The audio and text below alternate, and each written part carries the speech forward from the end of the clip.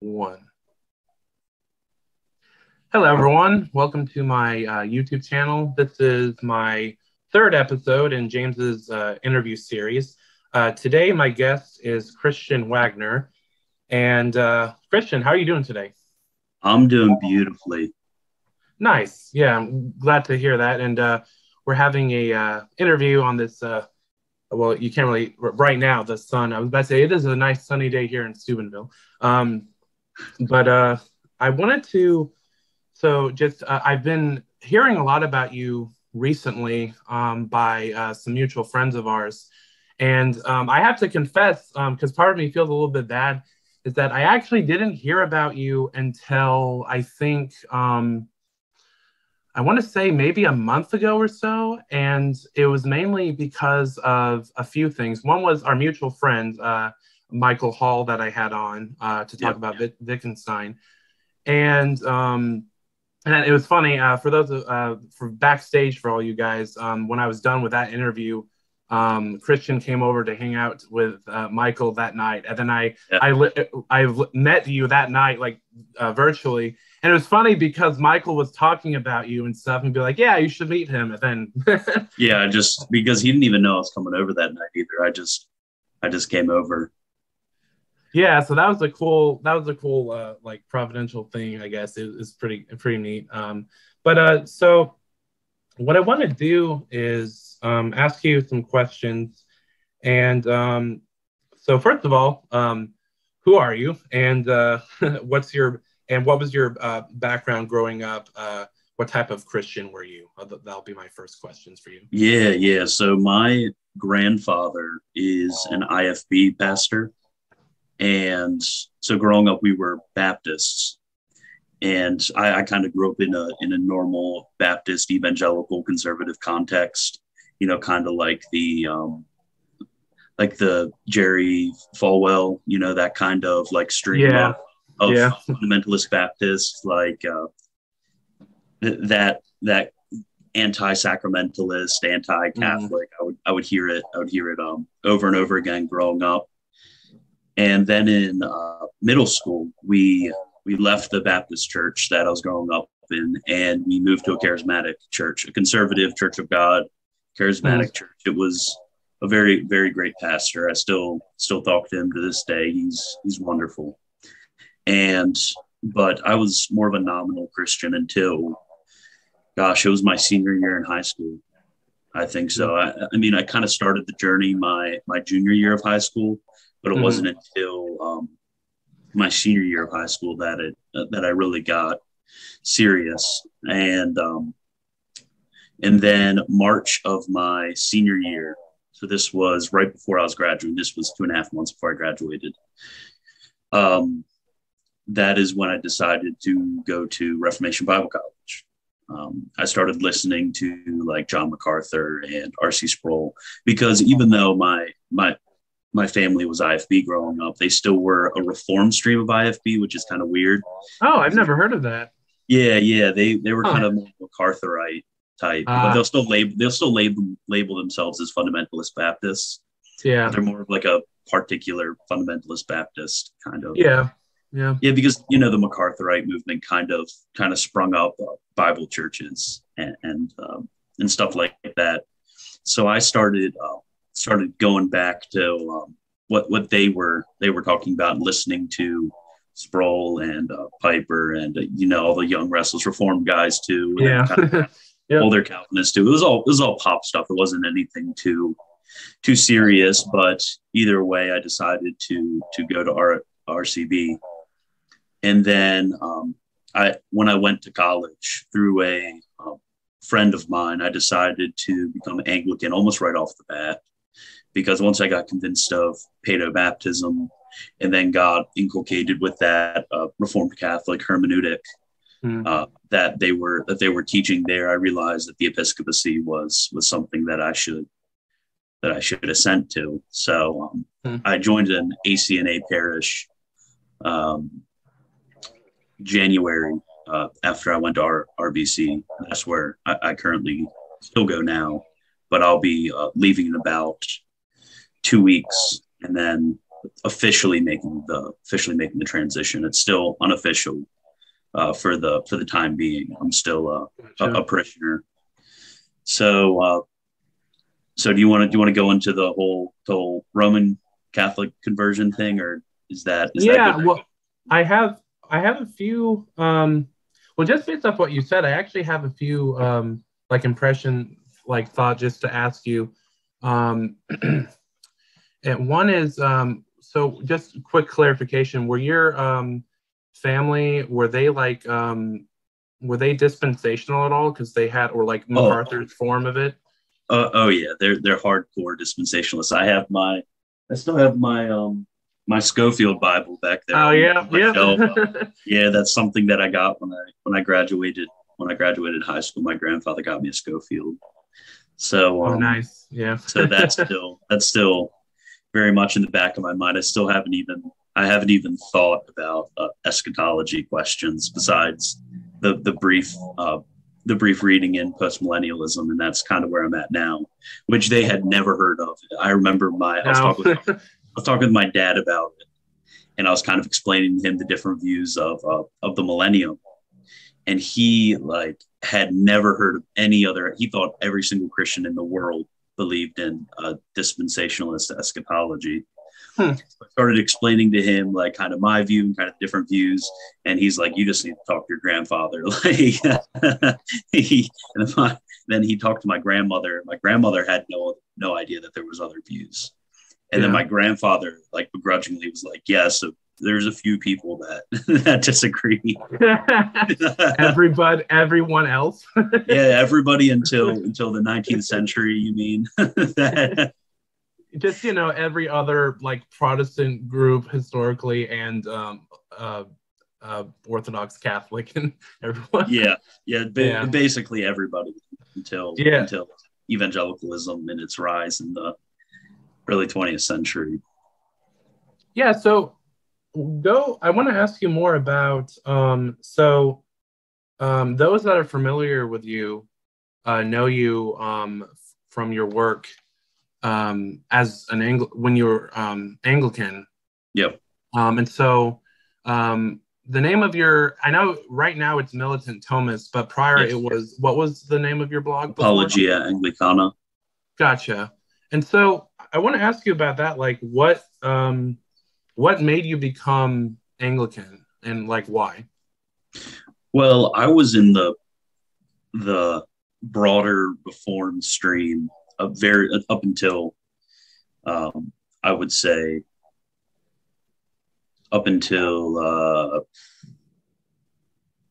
late 2020. So being in the broader Reformed stream, agreeing with paedobaptism, agreeing with the episcopacy, it wasn't really a dedication per se to a distinctively Anglican view of a distinctively Anglican system of theology. Not that that's too possible to have, because Anglicanism is infamously very hard to define. It was more of those discrete pieces where Anglicanism was the only place where I could fit those pieces in, because I wanted the liturgy, I wanted the episcopacy, and I wanted paedobaptism. So it was kind of a process of elimination that led me there. And Apologia Anglicana, I think I remember I posted it on Facebook, so I just got a memory, and I started talking about it when right after I got married. So that was 2020. I'd say May, June of 2020 is when I started thinking about it.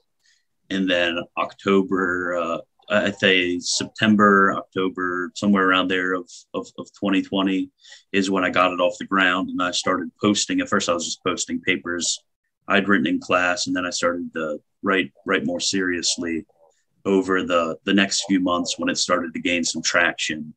And then it gained a lot of traction from the year and a few months that I was running it under that name.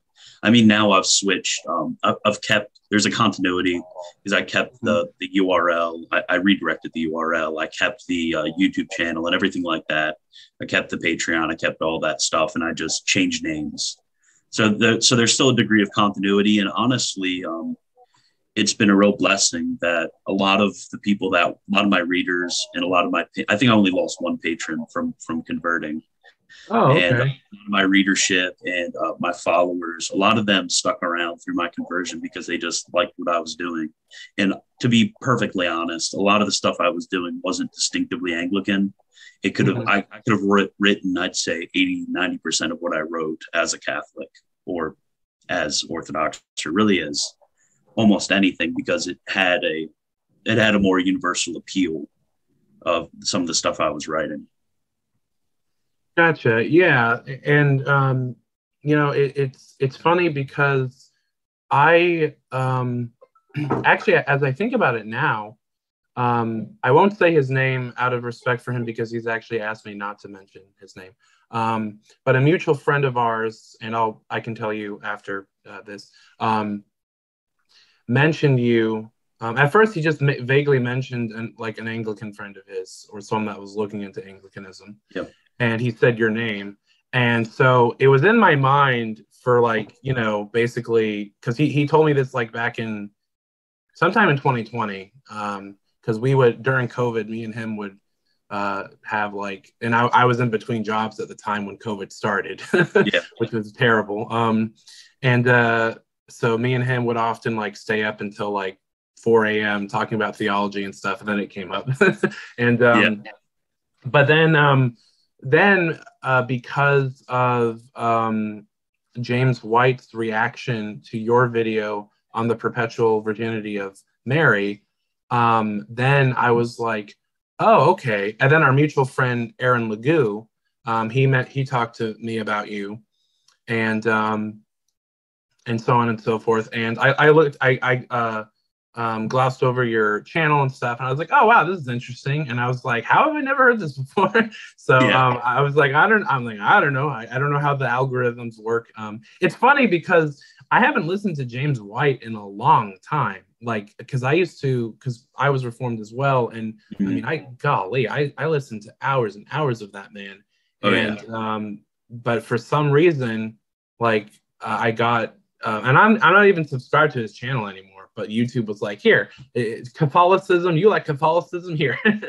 But let me ask you about that. But before I ask you about specifically James White, his thing with you with the perpetual virginity of Mary, but what led to you even embracing the perpetual virginity of Mary or any type of Marian doctrine? Because I know usually the only type of Protestants I've encountered in my own studies that really do that, at least now, I know historically there's differences, but are Lutherans and Anglicans, and then the various high church forms of those traditions.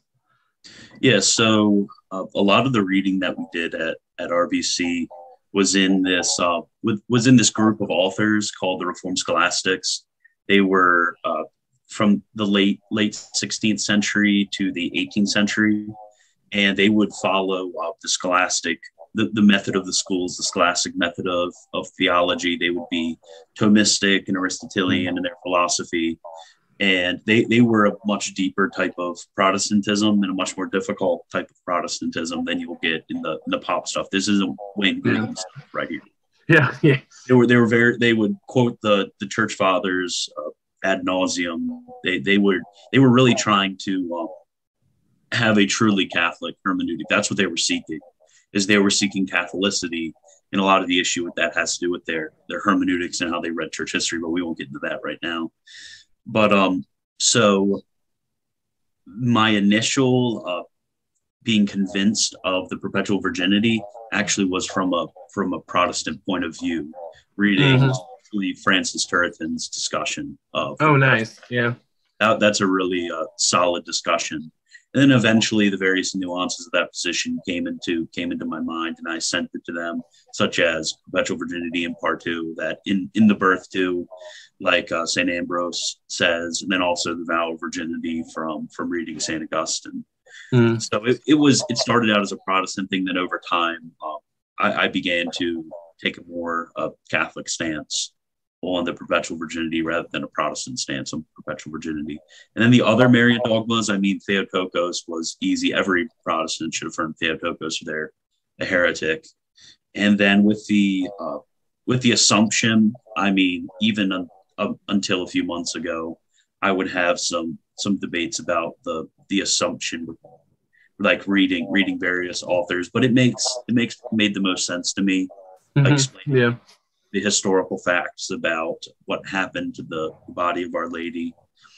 And then with the Immaculate Conception, I just recorded a video on this about a month and a half ago against not really against the Immaculate Conception, but not specifically defining my own view as the Immaculate Conception. But I would have affirmed generally the sanctification of Our Lady as necessary. I just wouldn't have defined the specific mode or means or timing of that sanctification. So as a Catholic, I had no problem submitting to the specific definition of the Immaculate Conception. It basically was just the next logical step. I just had to specifically define what I was saying more generally beforehand. Gotcha. And just out of curiosity, because as you were talking, I thought of this. Did you ever look into, or was there any particular influence on either Orthodox or Eastern Catholic views, like specifically like the Dormition of Our Lady with the lovely, beautiful Byzantine icon of Our Lady, where Jesus is holding the soul of Our Lady as like a little baby? Did any of that influence you at all, or was it mainly just more Latin thought? It was more Latin thought. I mean, I'd read Saint John of Damascus, and there's a helpful volume of patristic homilies on the Dormition that I glanced through. But I'm a Latin Christian either way. Like I don't really have much influence from the East.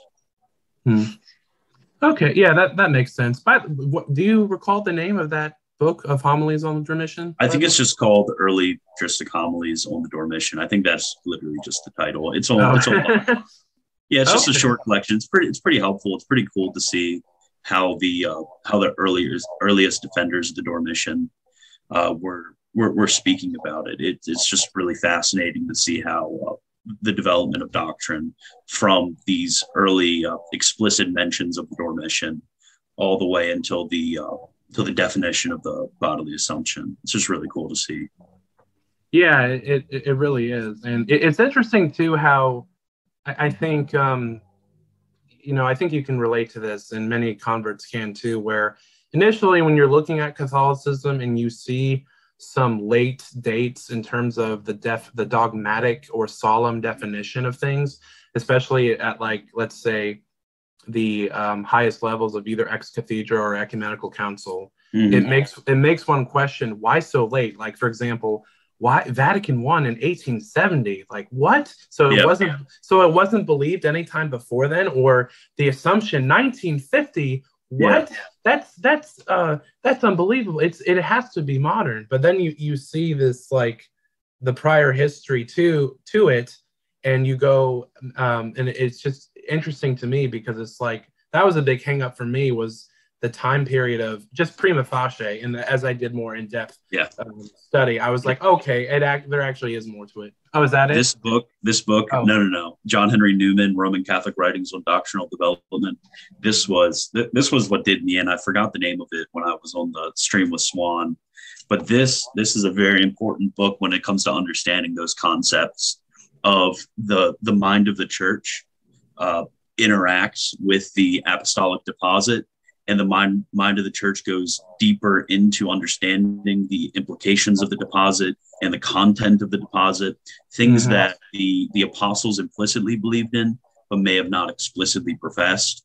Like, I don't think St. Peter was going around not that he would have preached the Dormition, because that was before he that Oh yeah. was after he died. But Yeah. things like the Immaculate Conception, I don't, or even Our Lady's perpetual virginity, I don't think those were things that the apostles were going around and preaching explicitly, but it's implicit in the apostolic composite. And the church over time interacting with that apostolic composite brings gets beneath the surface level and is able to garner and to gather more from it than they would have in previous ages. Yeah, definitely. That's something too that I've noticed as well, and is that because I've literally read, and it made me kind of cringe. I've literally read like Orthodox apologists who would basically I'm not even joking. They literally said that like the apostles like made icons and venerated them and like gave them to people, and I'm just like.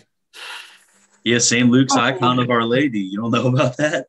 Yeah, it's like, because it's like my own view, and I'm looking eventually to get back to some other works on tradition and so on and so forth. I've been heavily reading a lot on the papacy recently, but my own view right now is that I agree with you. Essentially, is that would the apostles would they have said, papacy or ex cathedra or perpetual virginity of Mary? It's like, well, no. Would they have denied them?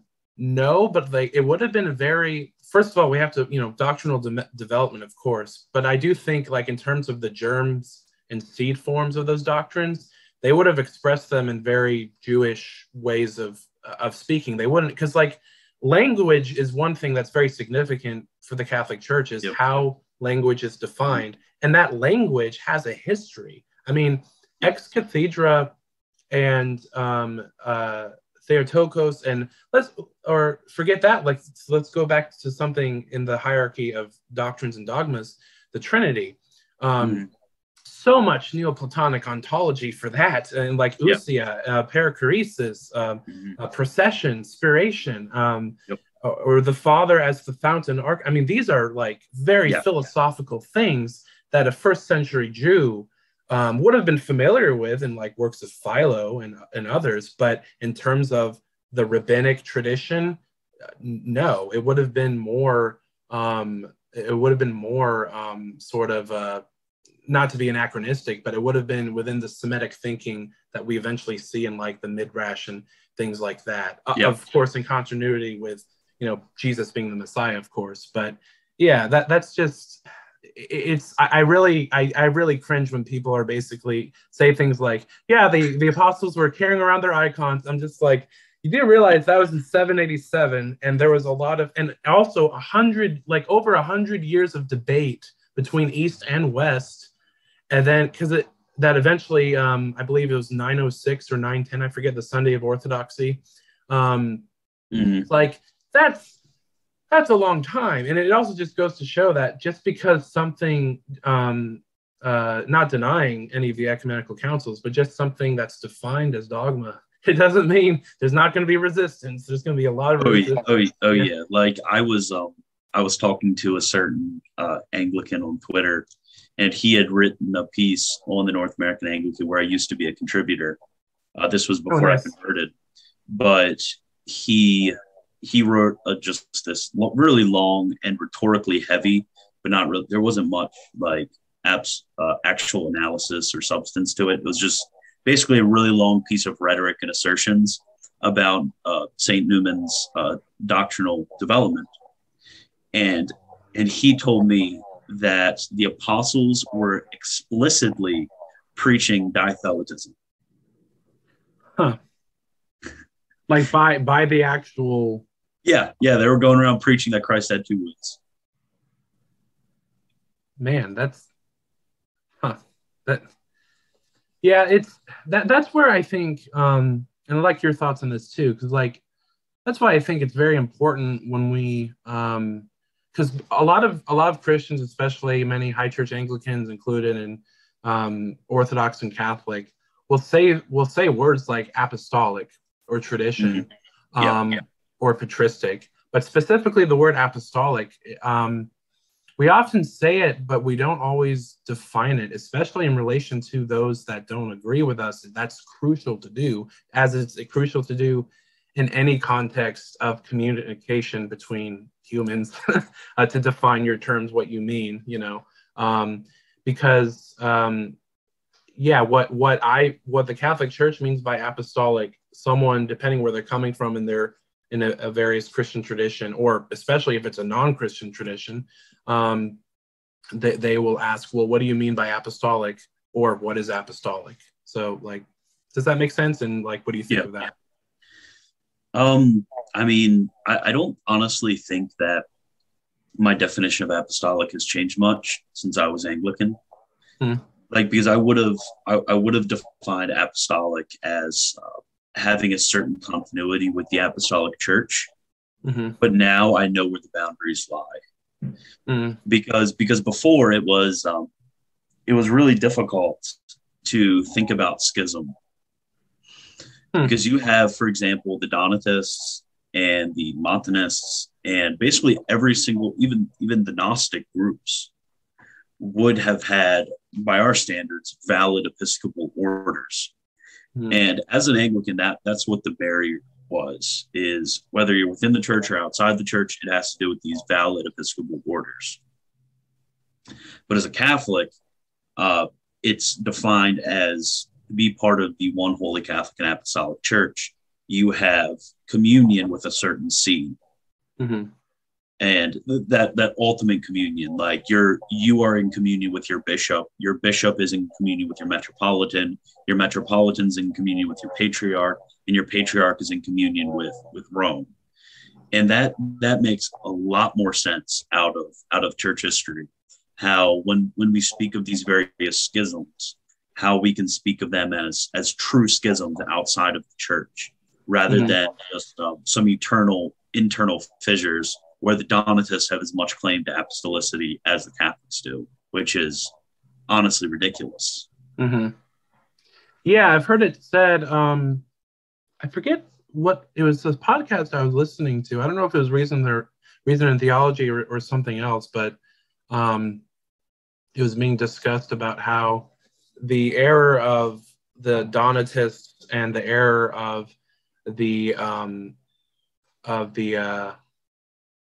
Montanists, forgot that, with examples such as Tertullian, were issues of rigidity in terms of a sort of over-realized or high unrealistic expectation of purity. Not that we should seek purity in the church, especially, my gosh, in this day and age. I think that was me that said that, actually. Oh, was it? Okay. Yeah, I was talking about an over-realized eschatology. Oh, you know what? You're right. It was with Swan. It was on Swan. Yeah. So look at that. You have the man in the Christian flesh. Wagner without knowing it. Yeah. That is, it's seeking an unrealistic purity, and I mean that's just the way of the Protestants. Is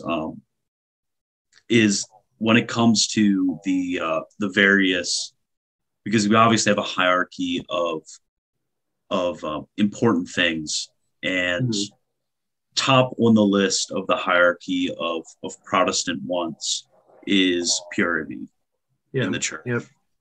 Holy matters, and then one Catholic and Apostolic, that is just, oftentimes thrown away, which is really unfortunate. And you can, I mean, Protestants will debate that by completely redefining what Catholic means, what Apostolic means, and what one means. Like, what is one? What does one mean? Redefine the word one. But holiness is placed above everything else, above unity, above of validity when it comes to your church, above Catholicity, a certain affirmation of Catholic doctrines that the entire church affirms. None of that matters if there's not this degree of purity. If you're going to look at the history of the Reformation, that is exactly what happened in the Reformation. When you look at, let's say, Martin Luther, I know that's the whipping boy, but Yeah. that's the most popular example that that's going to resonate with people. So you look at him and Tetzel.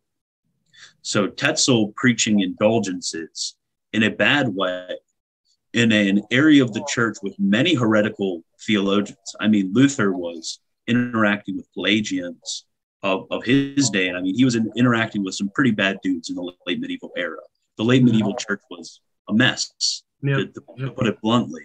Like we think we have it bad in our day, but the late medieval church was really bad. Oh yeah, yeah. So you look at Luther, and you look at what was surrounding him, and getting into his mind, we can make sense of why he schismed, or why he protested against the church of his day. I mean, Protestants debate whether he schismed or not because he was excommunicated. Right. But it makes sense what he did if you have that framework of purity. Is Luther wanted purity, and you look at England, Henry VIII had different motives, but Cranmer and the English reformers, they wanted purity. They wanted doctrinal purity. They wanted moral purity. This is what they were longing for, and that's a good desire. They had a good desire. Yeah. Yep. But it was disorder, because purity is not the only desire that we have. Or else, I mean, gosh, you would look how impure the apostolic church was. Gosh, look at First and Second Corinthians. Look at Galatians. Look at all these epistles. Look at St. Peter, and St. Paul having to rebuke him. Like, gosh, if many of you Protestants were in the apostolic church, you would have schismed from them too. Like, this isn't anything new. The church throughout the ages has always had these issues. Yeah. But the catalyst for schism is this disorder between the marks of the church. Yeah, I agree. And I want to be nuanced in what I'm about to say, is that not all Orthodox, but there are many Orthodox I've noticed, and I say this as someone that loves the patrimony of the East, have fallen to the same sort of pathology and mindset that you're talking about of purity. And I really think, and I don't mean this in a pejorative way or disrespectful way to anyone who's Orthodox or Protestant, but I do think that, let me just break it down this way. With certain ideas that people hold, there will be certain behaviors that conform to those ideas. And so I think it is the mind and action of a schismatic to think in the way that you've just elucidated for us. And I've found that to be very true of many Orthodox critics of the Catholic Church, because it seems to me that a lot of their critiques, or one of the methodologies they fall into, is one of a high view of purity, an emphasis of holiness, a sort of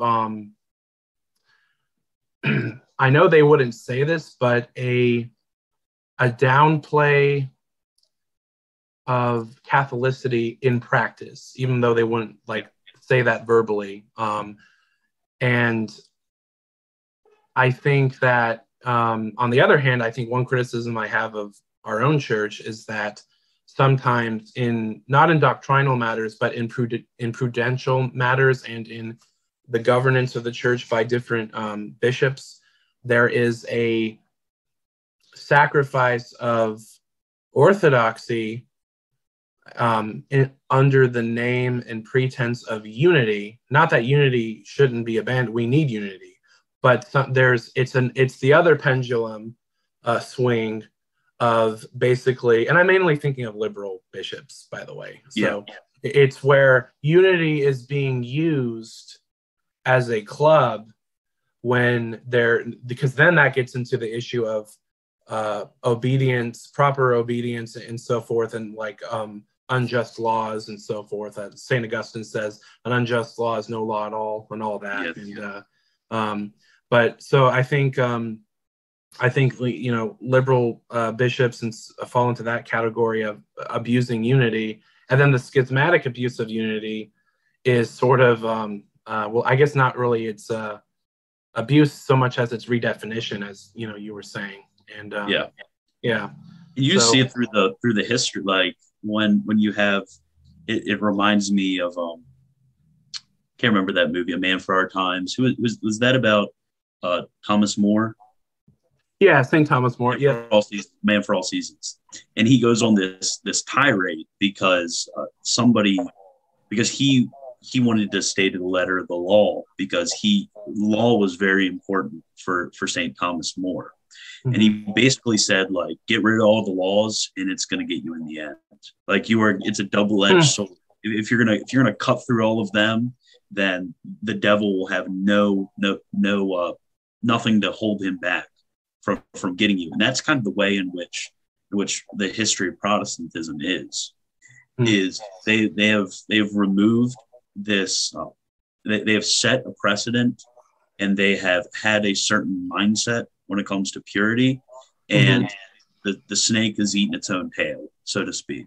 They've fallen on they've fallen on their own sword, and the denominations that have split for purity, other people split from them for purity, and then people split from them for purity, and then you have like the the Bible Presbyterian Church with two churches. That's how big their presbytery is, because they split from one who split from another, and it's been basically 10 splits from the PCUSA, and you have these various micro denominations. Like I saw it I don't know how familiar you are with the Continuing Church, which is in 1977 when the Episcopal Church went whack.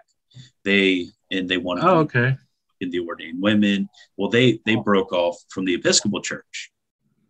Well, now there's like 24 continuing denominations. Just recently, they've been able to, the four biggest ones of these have been able to start getting organic unity. So that's been 45 years since. Wow. Yeah. That's almost as old as my dad is. Like that. That's how long there's been this disunity. And just recently, occasionally, you'll get lucky and have two bodies come to organic unity. But even then, you have schismatics on both sides that are going to break off because they don't like that organic unity. It's just the way of the Protestants is this purity that we've been talking about. And it gets laid out in history. Yeah, I definitely agree. And I wasn't familiar actually with either the Continuing Church or the Bible Presbyterian Church either. Yeah, nobody knows about that. That's just something. You go through Wikipedia and you kind of just look up random stuff. And I was just seeing how small of a Presbyterian denomination I could look at. And it's two churches. And one of them is actually in my hometown. And I've wanted to visit, see how it is. But it's literally like 40 people in the entire denomination. It has like a 3-person presbytery, like only 2 churches. And recently the 2 churches have had to join, and they do one stream because like one of the pastors died or something. So it's just that crazy type of like hyper purity. And you even see it, like, I know a particular interest of yours and Swan's is in Second Temple Judaism. You see these exact thing happen in Second Temple Judaism with these various who break off for the sake of purity. And it's just an age-old tale, and you see it happen all the time. And it's just, you need to stay away from it, because that type of sectarianism is going to break you off from Christ, because what he has given you in the church that he has established isn't enough. And you need more. You need to know the mind of Christ better than Christ does. You don't trust the Holy Spirit to lead the church into all truth. But you believe, and it's just that mindset, which getting out of is just horrible. Like Protestantism and sectarianism is a heck of a drug to get off of. Yeah, I agree. It's not just without going too much into it, because this could be a total other show, but it's like, I think people like Brad S. Gregory and Charles Taylor have shown that outside of the religious context, Protestantism is really a methodological approach to as like a critique of religion, or it can evolve into that and eventually become secularism, as Taylor argues in his book. But so yeah, excuse me. This has been I've really enjoyed this conversation so far. I want to go back just a little bit. I know you said before that Anglicanism is hard to define, but I'm going to ask you to define it anyway. So what is Anglicanism? And can you tell us about what Anglican theology is and what types of Anglicans are there? Maybe tell us about the differences between, just briefly, or actually as thorough as you want to, between low church and high church. Yeah. I think it'd be more helpful to go through the various schools rather than trying to have because basically the only thing that would unite all of these various different schools within Anglicanism would be a common heritage and a common liturgy. So you can go from your liberal Church of England bishops who are having transgender coming out parties, all the way into your very hardcore continuing Anglo-Catholic who will profess who will pray for the Pope during his Anglican missal mass, or even pray that some of them will even do Latin masses. So all the way from this guy to this guy, the common thing that holds them together is going to be a common heritage when it comes from a common lineage. So both of them have a lineage historically and with their apostolic succession going back to the English Reformation.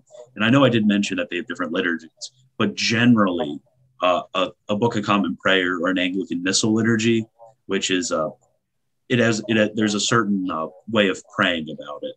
But I mean, even in the very low church and the very high church, you're going to have an abandonment of this. And for the very high church, we'll go for Roman Missal, Roman Breviary. And the very low church will be very Baptistic and might not even have any sort of liturgy. So, like, those are the two kind of things that hold together Anglicanism generally. But if you're asking about true Anglicanism, there's I would say about 3 or 4 schools when it comes to it. So first is going to be I'll go from high to low. Okay, yeah. That helps everybody out. First is going to be the Anglo-Catholic. So the Anglo-Catholic sees the English Reformation as a recovery of the English Church before the Council of Whitby. So the Synod of Whitby. So Whitby is in this historical view where the Roman pontiff first got supremacy in the English church. Before that, they would say that the English church was autonomous from the rest of the church, and they were kind of autocephalous in a common way of speaking. And then with the sending of St. Augustine of Canterbury and the Council of Whitby and the decisions made about the dating of Easter, they would say that the English church came under a certain papal rule that they voluntarily went under. So you have about 1,000 years in between then of the growth of the English church under Roman supremacy. And that's not necessarily a bad thing in their view, but they would say around the late medieval era, there was corruptions that came in, and it became necessary for the Ecclesia Anglicana to become reformed. So the reformers come in and they go way too far. They strip out a lot of the good stuff that the English church had before built up within their common theological and liturgical patrimony. So they said that they had, just as rightly, Henry VIII had cast off the yoke of Roman supremacy that they had put on themselves. So they said they had the authority to put it on and then take it back off because they were an autocephalous church and they had just done that.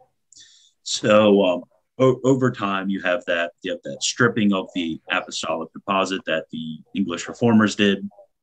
And then in the 19th century, you have what's called the Tractarian movement or the Oxford movement.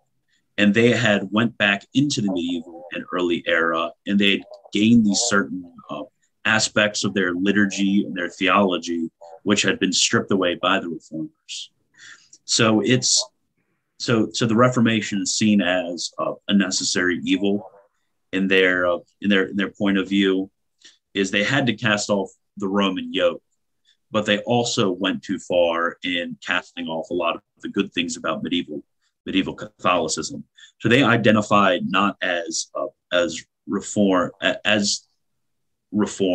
Anglicans, or they Anglicanism is the Ecclesia Anglicana over time. And that's what the high church Anglo-Catholic sort of way of viewing Anglican identity is they're they're the English part of the Catholic Church. Do you have any questions about that one? No. Yeah, that makes sense. And I was about to say, because there was a time, I haven't looked at it, excuse me, as much in detail as you, but there was a time where I looked at Anglicanism myself. It wasn't really that long of a period, and I mainly just talked to mainly clergy about it and asked them for books and kind of read some articles here and there. And I remember when I came back from Reformation Bible College, because I only did one semester there. I made friends online with a Anglican minister in Maine, and we had Facebook correspondence a lot, and I was asking him about what are the distinctives of low church, which you'll go into in a minute. But I was more interested in high church because I was really drawn by just beauty and aesthetics, and that really spoke to me. And I was nervously becoming suspicious of the sort of iconoclasm in many Reformed churches and even in the lower Anglican church. And so I was kind of like, yeah, I'll read these books you suggest to me, but I like the pretty candles and altar. So I asked him more about high church because he knew about that, but for him, they were the bad guys. I looked into ACNA, and I was actually going to go. I was talking to my friend Matt, who's Orthodox now. At the time, he was looking into Orthodoxy. And I told him about looking into the ACNA, and I sent him some pictures of some of the clergy and some of the bishops with the miters and the shepherd's crook. And I was like, this is so aesthetically pleasing. I'm not saying this is an airtight argument to convert, but I love it. And then you have the female altar servers right next to them, and the female priests and all that stuff around the mitered clergy claiming to be Catholics. Yeah, it's kind of rich because within Anglo-Catholicism, there's even different schools in there. There's what's deridingly called Anglo-Papalism, which is the really, really high stuff I was talking about. Then there's even recently, over the last few decades, there's liberal Anglo-Catholicism, where they're for gay stuff and for women stuff, that women's ordination and homosexual identity. And which is weird because they see Anglo-Catholicism as a merely liturgical patrimony, although there still is theological influences. But it seems like their theology is Anglo-Catholic, their liturgy is Anglo-Catholic. But when it comes to their morality and when it comes to it's basically the spirit of the age infecting Anglo-Catholicism. That's all it is. It's a really weird movement. And reading some of these guys who are they're quoting the church fathers and the medieval theologians and guys I've never even heard of, and obviously very brilliant patrologists. And then the next sentence, they're talking about the injustice of not letting women be priests and bishops. It's really weird. Yeah, that is interesting. During COVID, where a lot of churches, Catholic and non, were live streaming their services and mass and divine liturgy and so forth. I don't know how this was suggested to me, but it was a Anglican, high church Anglican low mass, I want to say. It was either low mass or high mass, I forget. But I was about to say I wasn't counting how many altar servers or deacons. No, it has to do with the amount of servers. It doesn't have to do anything with the aesthetics.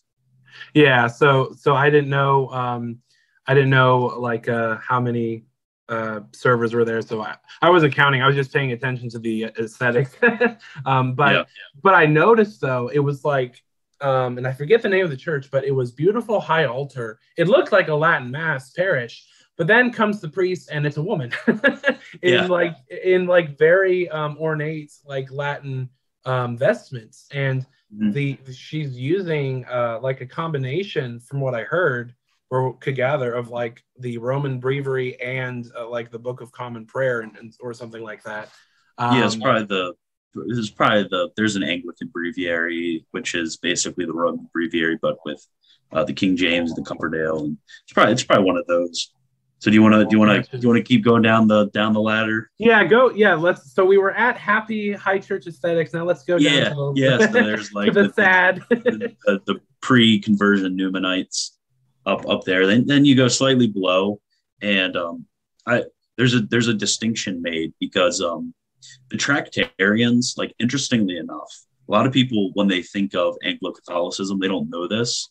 But if you read like E.V. Pusey and you read a lot of these classic guys, like they were like some of these guys were like against like chasubles and against like against incense, stuff like that. They were lower.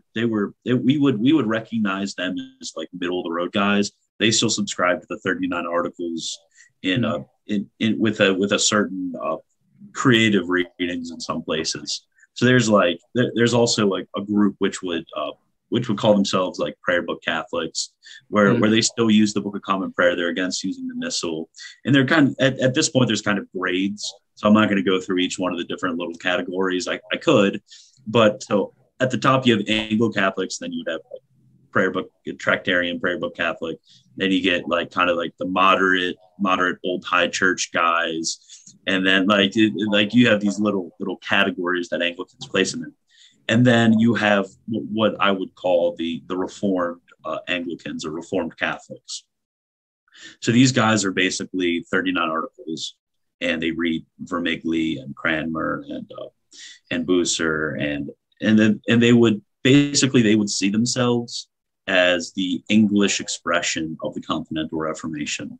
So it's kind of good, puts itself on its head, because Anglo-Catholics would see themselves as the English expression of the Western Latin Church. And Reformed Anglicans would see themselves as the English expression of the Continental Reformation. So they would use Calvin, and they would use because I mean Bucer and Bullinger and all these Continental Reformation guys. So if you look at like Vermigli, for example, he was teaching at Oxford.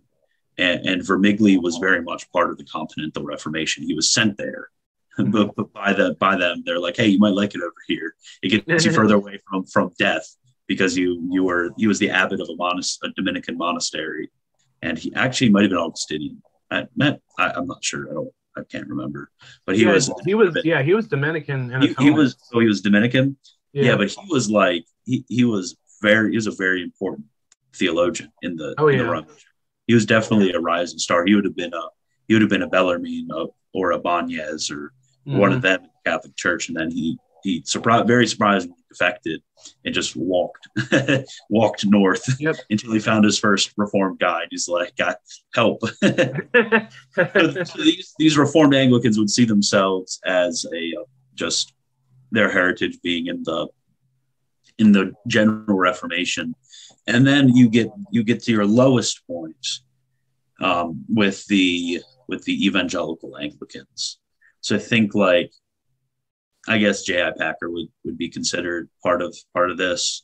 I was going to ask, where he would have. Because he very shockingly draws a lot from the Puritans, and the Puritans are a big no-no if you're actually I know that.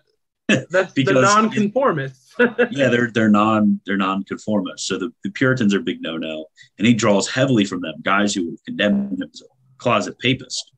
And you have some of the more moderate Puritans, like if you want to consider Perkins a Puritan, he was a minister in the Church of England, and technically John Owen was a minister in the Church of England, but still they did not. They weren't completely satisfied. They wanted further reformation. So these guys are basically as wide as evangelicals are wide.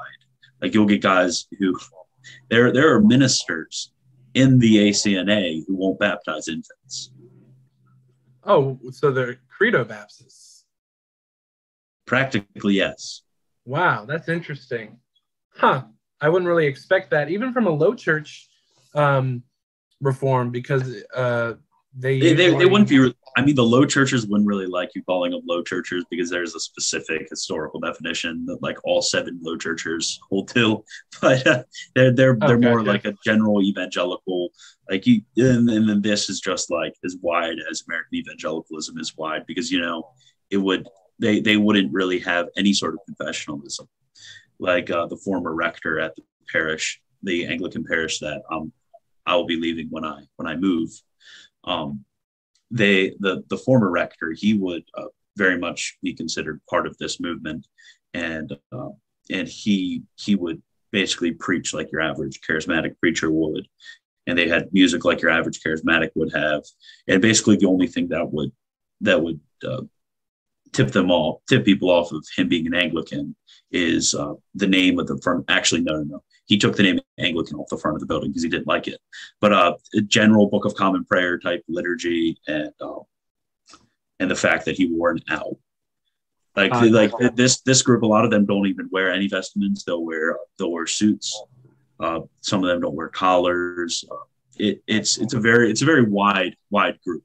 So that's why I just said it's as big as American evangelicalism is, because you could be anything you want in this. You could be basically a Pentecostal Anglican. You could be basically a John MacArthur Baptist Anglican. You could be a whatever you want Anglican within the evangelical wing. That's interesting to me, and that's especially. I'm still stuck on sort of the paedobaptism thing. I was about to say reading. Yeah, because reading the 39 articles, and also wouldn't J.R. Packer have been would he have been classified as a confessional Anglican? Yeah, I would say he'd be, but I mean, this gets into another discussion about how we read the articles, because because a lot of them will take the hermeneutic of continuity after Vatican II. Mm-hmm. Yeah, with Ratzinger. That was basically like John Henry Newman as an Anglican, is he would have seen just the 39 articles in continuity with Tridentine Catholicism, and then you have other people who will interpret them in the light of continental reformation, and you have others that will basically read them like you should read the Westminster Confession, because like for example, if you look at J.I. Packer famously wrote the foreword to John Owen's Death of Death. Yeah, he did that, and he was a big fan of John Owen's Death of Death. But if you're going to read the Book of Common Prayer in the 39 articles in an honest light, you can't hold Owenian limited atonement. It would be something more like a Davenantian hypothetical universalism when it comes to the atonement. It like holding a very strict limited atonement, or J.I. Packer would have very like the new book that came out by Bray. On he's from I can't remember what college he's from, but some of these guys would have basically a memorialist view of the supper and baptism, like the 39 articles are kind of a do whatever you want with it in a lot of crowds. But then you get to the Reformed Anglicans, is they would hold very much to the historical intent of the authors of the 39 articles. So it's like that's what I said when it's so hard to define it, because I've went over probably like 15 different types of Anglicans you can be at this point. Like it's almost basically if you're a Catholic, you can be Eastern Catholic, you can be a Latin Catholic, and it's basically just different liturgical expressions. And you can be a TLM person. It's basically just a different liturgical expression. It's kind of the opposite way in Anglicanism. Is there's one liturgical expression, at least there's supposed to be, and there's just a million different theologies that attach themselves to it. Yeah, that makes sense. I really appreciate that very thorough introduction and exposition. And one thing I'll say before I go on to the next question is I was really struck by when I started to delve into different Reformed views on the extent of the atonement, because popularly Reformed theology is presented as limited atonement is the name of the game, but that's not true, because then I read stuff by Archbishop Usher, and I learn about Amyraldianism, and then I learn about how Dort is really kind of a compromise document between different groups of Reformed, and so on and so forth. And so it makes sense that Packer would have when he was alive would have had that type of opposition within his own community. Honestly, he probably didn't even know about the different schools. Like if I had to wager, because it's like a lot of most people haven't read Davenant or Usher. Like those aren't. I'm actually in a class right now at the Davenant Institute. I'm still nice. That even though I'm converting, because I really enjoy a lot of the authors of the Reformed Orthodox period, and I like comparing them to Thomas. I'm writing a paper right now, Thomas's view of the extent of the atonement. Oh, nice. Yeah, it's like looking at the Lombardian thesis and how it was interpreted. Because I mean, you read John Davenant, he's quoting Bonaventure, he's quoting Henry of Ghent, he's quoting Thomas Aquinas. Like he knew the medieval authors like pretty well. He was one of the most educated men of his day. But yeah, Packer probably didn't know about that, and the Reformation only question of the atonement, a lot of questions, is a bit wider than the modern consensus would like to make you believe. Yeah, definitely. Because I remember, baptism. Baptism is shocking for a lot of people. Even we'll get into this later, but my condemnation from RBC when they condemned me for holding basically Davenant's view of baptism, that baptism regenerates, and it's a minority position. It's a minority position within the Reformation, but it's an acceptable position. There's people at the Westminster Assembly who held to that. Calvin held to that. I mean, basically, is for Calvin, if somebody was regenerated, it's because the instrumentality of that was through their baptism. Like if you read Turretin, he basically says the same exact thing as Newman, is the internal instrument of regeneration is faith. Well, the internal instrument of justification is faith, and the external instrument is the sacraments. God's reaching to us is through the sacraments, and us reaching to Him is through faith. And Newman says the same exact thing. So it's like and that kind of gets me on a little bit of a tangent, because that's something which annoys me a bit, is the popular Catholic apologetics. When they look at the Reformation, they see something which it isn't. They see something which is like J.I. Packer, R.C. Sproul, John MacArthur level Reformed theology. But really, the Reformation, we can phrase it as a development on late medieval theology. Even things like sola scriptura, like as controversial as that is, as a classically reformed view of sola scriptura would have been at least implicit in some schools of late medieval Catholicism.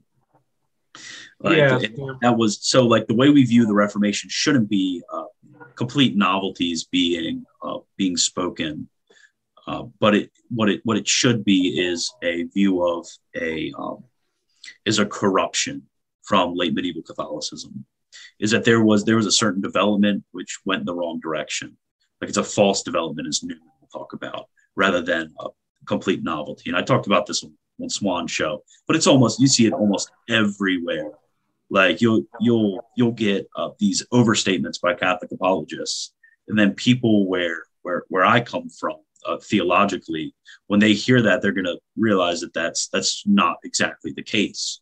That's going to work with your average evangelical who is very much within the stream of modern evangelicalism, but it's not going to work with somebody who's drawing from an earlier theology of the Reformation. Yeah, I definitely agree. And I was just thinking how it seemed like this could be its own episode in and of itself, but Yeah. I've always been struck how when I was Reformed, I pretty much held to this too.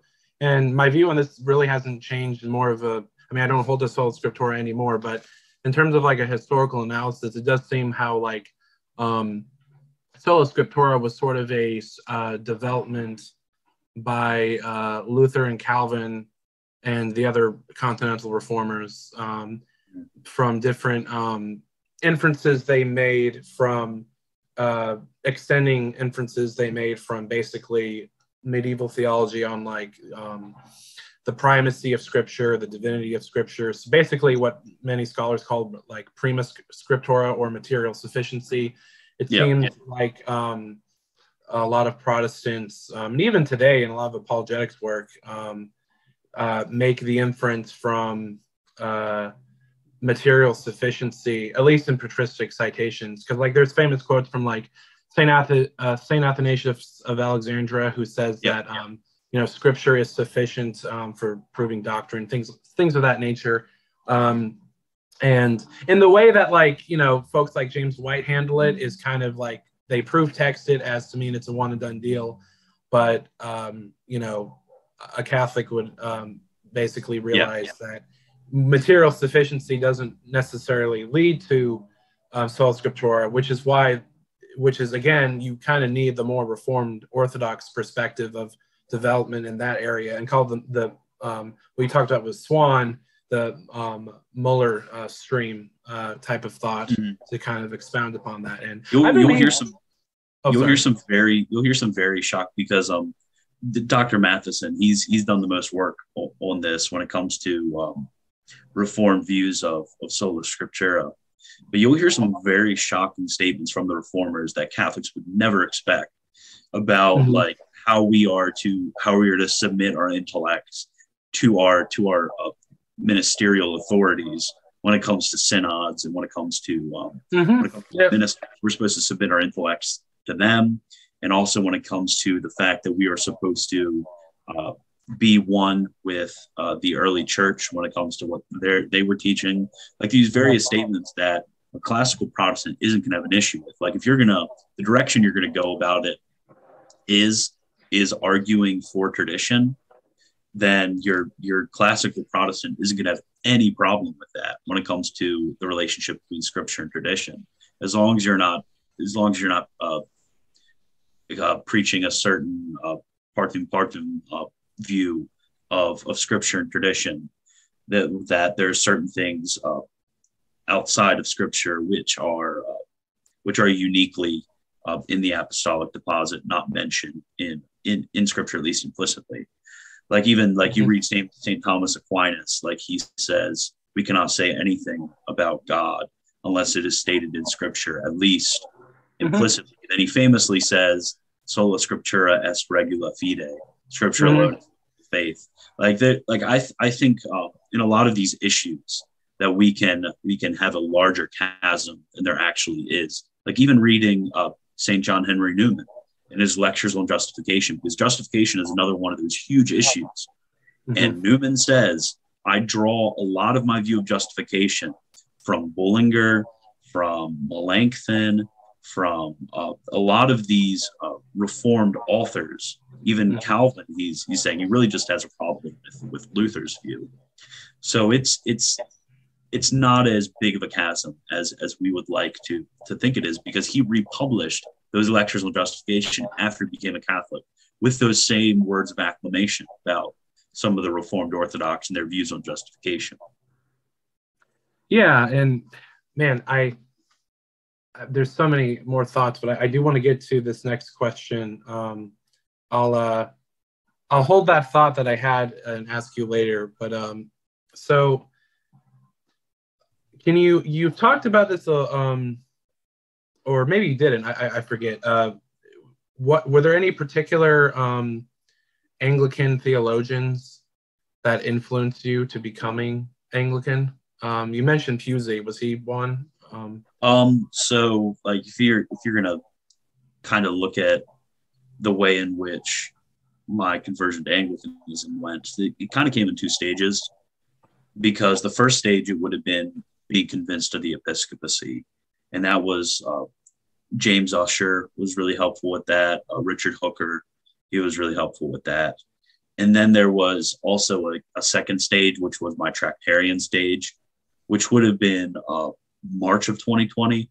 So this was about a year and a half ago. Which, oh wow, yeah.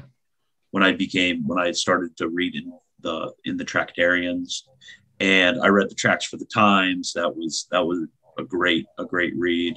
And then Father Francis J. Hall, in his dogmatic theology and in his theological outlines, that was really helpful. And then Darwell Stone was another one. John Henry Newman, obviously, I read him almost everything he's ever written. And then E.B. Pusey, I read his works on baptism, and then on the Eucharist, and then on penance, I think is another one. So like my Tractarianism was kind of part of like the slow march, because you have the fullness of truth in the Catholic Church, and then you have these various participations in the fullness of truth that are in Protestantism and even in other religions, who are participating in the truth less and less. Yep. And then like I kind of went from participating in the truth more and more and more and more, that finally reached my telos. Because it was a slow march towards the truth, all the way from my Baptist days to my Presbyterian days, to my Low Church Anglican days, to my Tractarian days, to my almost Anglo-Papalist days, and then now finally reaching the end of the road.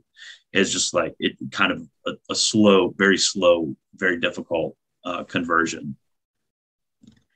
Yeah, definitely. It's, if you don't mind me saying, because it seems to me, just outside looking in, that your conversion is pretty fast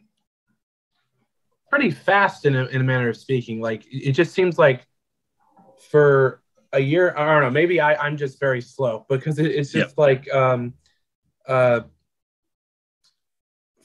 a year and a half until now, that just seems like so much information being taken in, and then a lot of changes in belief and stuff. Was that a hard process, or was that something that kind of was just smooth? I mean, I'm still really young, so like the way in which a young person changes their mind is a lot different than somebody who's older. Not calling you old, but yeah, I was gonna say I'm only 26. Yeah, so you're not old, but like so like a lot of these thoughts and a lot of this reading was when I was 17, 18, 19, 20. Like the way in which foundations are built and foundations are destroyed. Like I wasn't an Anglican for 20 years, so I have to undo all that stuff. Yeah, like it was a lot easier, even though I had a foundation within Reformed scholasticism. It was a lot easier to convince me, especially because I was just blessed to always somehow be able to pick up the best authors. Like right when I started thinking about this, I picked up Bellarmine and read Bellarmine's Controversies.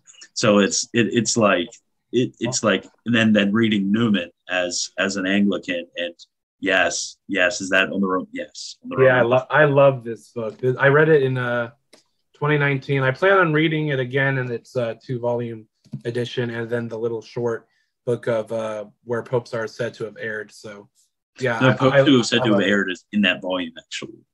Yeah, exactly. It's about page 568, I want to say. Wow, that's hang on.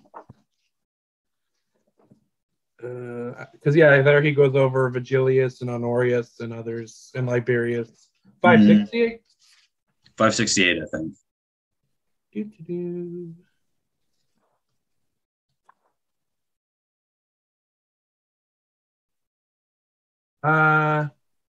The arguments advanced by our adversaries from the testimony of Scripture are answered. This is more biblical.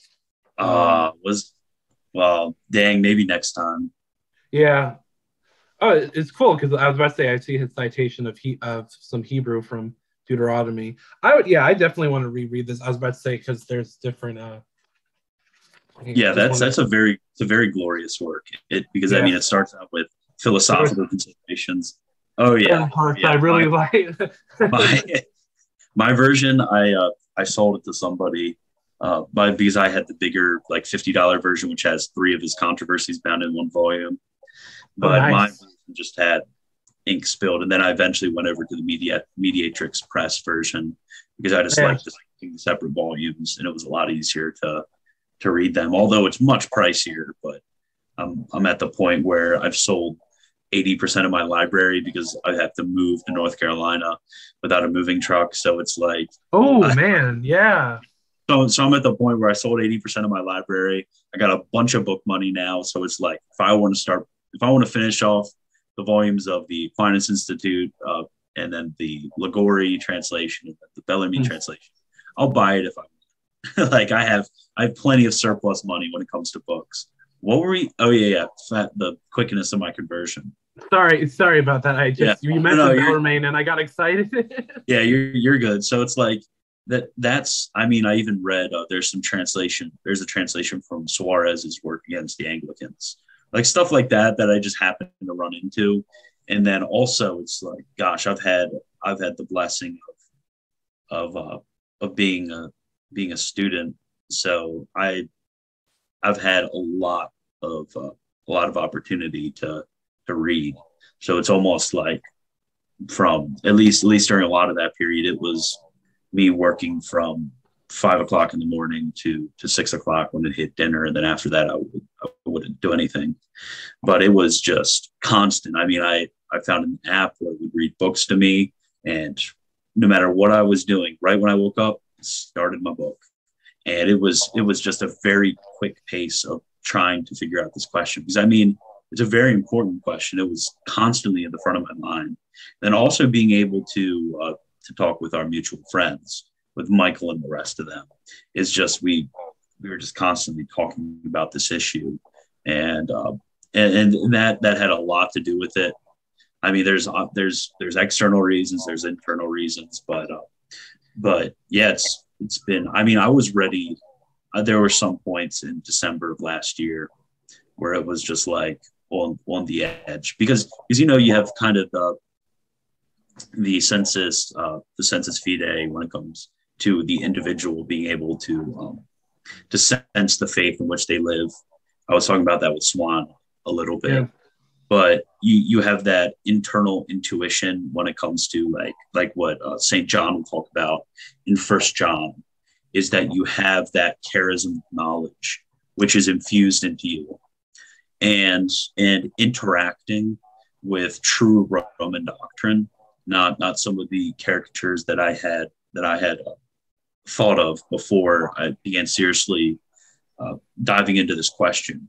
Like once I interacted with them, it was like it was very swift when it Mhm. comes to assenting these propositions, because it wasn't anything conscious or discursive. It was that I intuitively knew that they were true, because this is the faith which I live, and this is the faith which I've received, and this is the faith that the Holy Spirit has infused into my soul. Like like reading Saint Thomas, you just know that he's true. Like it's a really weird feeling. I don't know if you've ever had that reading about certain doctrines or not, but there's this great force of intuition when it comes to how we assent to certain propositions. I mean, St. John Henry Newman goes over this in Grammar of Assent a lot when he's thinking about how are we convinced of certain propositions and how we assent to certain ideas. And it's really interesting to just think about theological psychology, not secular psychology, but theological psychology, Mhm. and going off of the great tradition of thinking about how we know certain propositions and how those propositions become have the force of assent in our minds. Yeah, yeah, I can definitely resonate with that. For me, like one of them, it was pretty much like the ones that really I sensed like a feeling that I couldn't really explain of like why am I interested in this? What's leading me to this? Yep.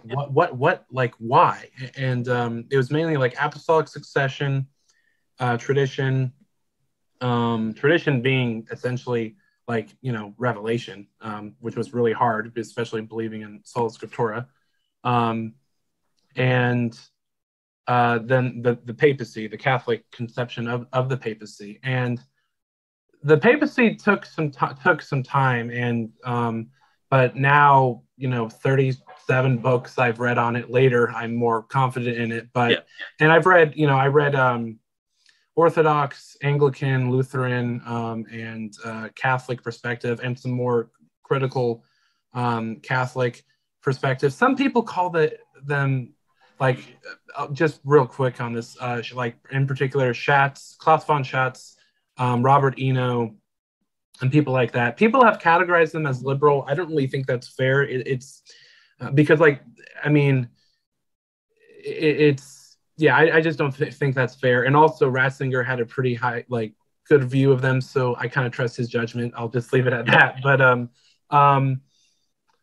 and so the papacy definitely was a struggle. It took some more time with that. But apostolic succession, though, I really tried, because, like, and I think you can relate to this too, because I didn't want to be Catholic. Like, there's, in my interview I did with Elijah Yassi on his channel, there was some things as I watched it and reviewed it, I was like, man, I should have said this or should have said that, to sort of qualify or emphasize or nuance something I said. But I did mention that in that interview, I didn't want to be Catholic at first. And I want to kind of emphasize and reiterate that point to people too, because conversion is such a arduous thing. But despite the arduous part of it, at least like for me, was apostolic succession was really hard, because I was looking at patristic quotes and from St. Augustine and from early fathers and from Eusebius. And I had some good Reformed friends of mine, some good Reformed Facebook friends. And I was asking them, I was like, hey, I think I'm looking into Catholicism, or becoming Catholic, and that's scaring me, because I think, at that time I was like, am I going to go to hell? Or, I wasn't really sure. And the answers I got, it was like, and again, I want to be fair and nuanced and stuff, but like, they sent me some like different academic articles and stuff to like 18th century, like Scottish theology views of apostolic succession and like a reapproachment and interpretation. And I was like, okay, like, sure, but it's kind of dumb. Like, I'm sorry. Like, I know that's simplistic, but like, this is just dumb. And like I'm sorry, but like, when I have a chain of lists that go back to the 4th, 3rd, and 2nd centuries about who succeeded whom and whose bishopric, like, I'm not saying that necessarily gets me to Catholicism, but like, I can't be a Presbyterian anymore. So that was one thing, just as an example. But an important part of my conversion was actually reading the fathers. Like, I made it through most of the Schaff set, the anti-Nicene Schaff set. I've made it through most of that. So like, reading Irenaeus's entire treatise on it against heresies, and then interacting with these various pop authors that'll talk about how Irenaeus wasn't talking about what Rome thinks that he's talking about. That was much more helpful, because it can it allowed me to cut through a lot of chaff. And hearing these, like, because a lot of these people you're going to interact with on both sides are just getting stuff from quote books. And quote books are helpful. I have no problem with them. Proof texting is a very reverenced scholastic tradition. Just read the Summa. Like, proof texting is good in certain contexts, but those texts must be contextualized in treatises. And when you get the scope of an entire treatise rather than just a few sentences, that is very helpful of being able to read the patristic mind on certain issues, and then having the scope of church history from the patristics through the medievals and having a certain hermeneutic of a Newman's hermeneutic of doctrinal development, Mm-hmm. which makes much more sense out of the way in which dogma and history interact. And having that view, it just, the pieces fit together like nothing else is fit together. Because you look at the Reformed Catholic view, like some of the pieces fit together, but it's kind of awkward, and like it might be like from that hermeneutic, like history kind of makes sense. And then you have these very awkward statements from a lot of others. Yep. If you're going to have an Orthodox reading of church history, it's also extremely awkward. For example, with iconodualism versus iconoclasticism, like that's a very awkward read for the Orthodox, like with the apostles obviously not making icons, and like, but when you go into Newman's development hypothesis, that is when the pieces fit together beautifully. And it was, and I couldn't ignore how beautifully all the pieces fit together from the patristic age through the medieval, through the Tridentine, through Vatican I, through Vatican II, through the modern age. Like I was thinking about the other day, like when I don't think that was in the group chat that we're in together, but I was talking to a certain friend. I don't know if I'm allowed to name him or not, but a mutual friend of ours. But I was talking to him about Saint Cyprian and Pope Stephen, but their debate on the extent of the church and the extent of the sacraments and grace outside of the church. Mm-hmm. Vatican II and Lumen Gentium is a direct development all the way back to that 3rd century debate. Mm-hmm. Is you see these ideas in seed form going all the way back then and not reaching its full flowering even until 1700 years later. Is the church contemplating this certain idea about the sacraments has not reached the full telos and the full implications of that idea until over 1500, 1700 years later. And that's just crazy in my mind to think about. Is like that's a very obscure connection, but it works. And that's what was being drawn from, especially with the post-Reformation debates within Roman Catholicism about invincible ignorance and about the extent of the church and implicit membership and stuff like that. Which when the debate started, then reaching its next level of development in Vatican II, is that's this very interesting hermeneutic of reading history, which is necessary and makes the most sense. Like it has the weight of moral probability. Yeah, definitely. And, it's something that I've really been struck by as well. So I can definitely sympathize with that. And it's really fascinating, especially with, I a few years ago, I was talking to a Protestant friend of mine, and he was asking me about Vatican II. And this is not a show about Vatican II. I'll just say this in passing, and then I'll ask my next question. But he asked me, he was saying, well, Vatican II contradicts past Catholic teaching. And I said, okay, which one? And which of the 16 documents are you referring to? Are you referring to Nostra Aetate? Are you referring to Lumen Gentium? Are you referring to Orientalum Ecclesiarum? Which one are you referring to? And I could tell by his look he hadn't read Vatican II or like all of it. And he was like, well, it just seems like he just said, well, all of them, or it seems like it did away with anathemas or something like that. And then his main thing, which it didn't, but his main thing was it's funny because it cites from councils that use the anathema and then still apply them. But anyway, his main thing was about the term separated brothers for Protestants in Nostra Aetate. And he was saying, well, that's a very novel thing.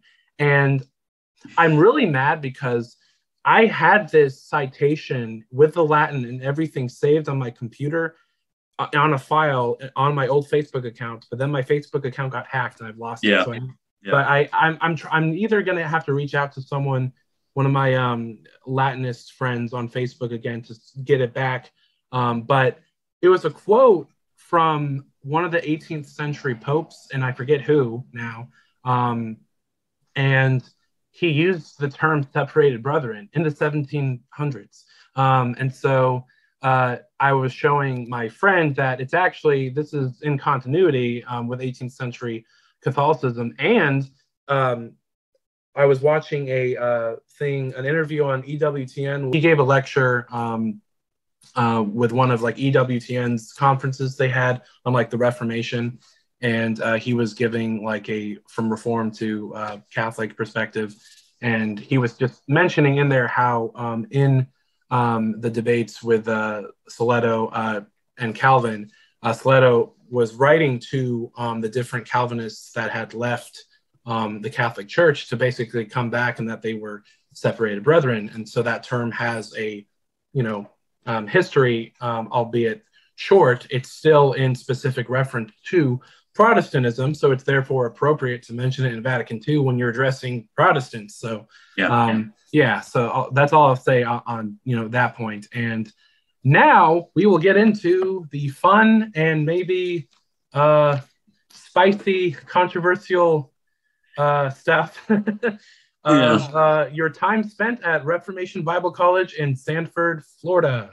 So prepare for the hate mail. Yeah.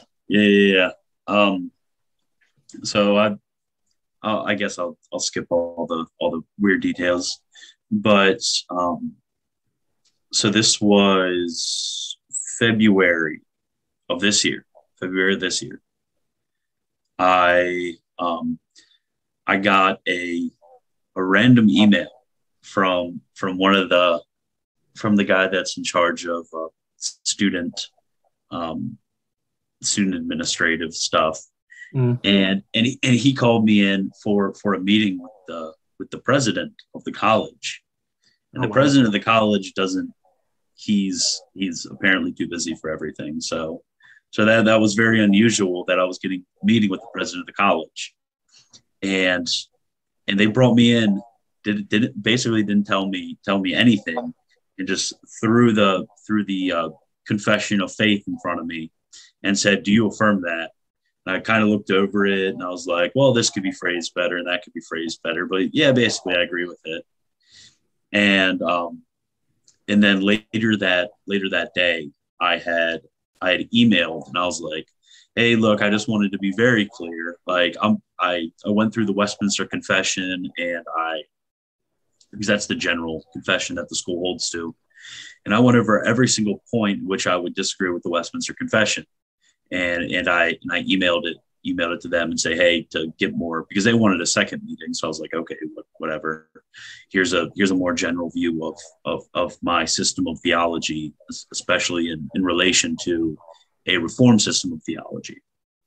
So the second meeting came around, and this is where things got more spicy.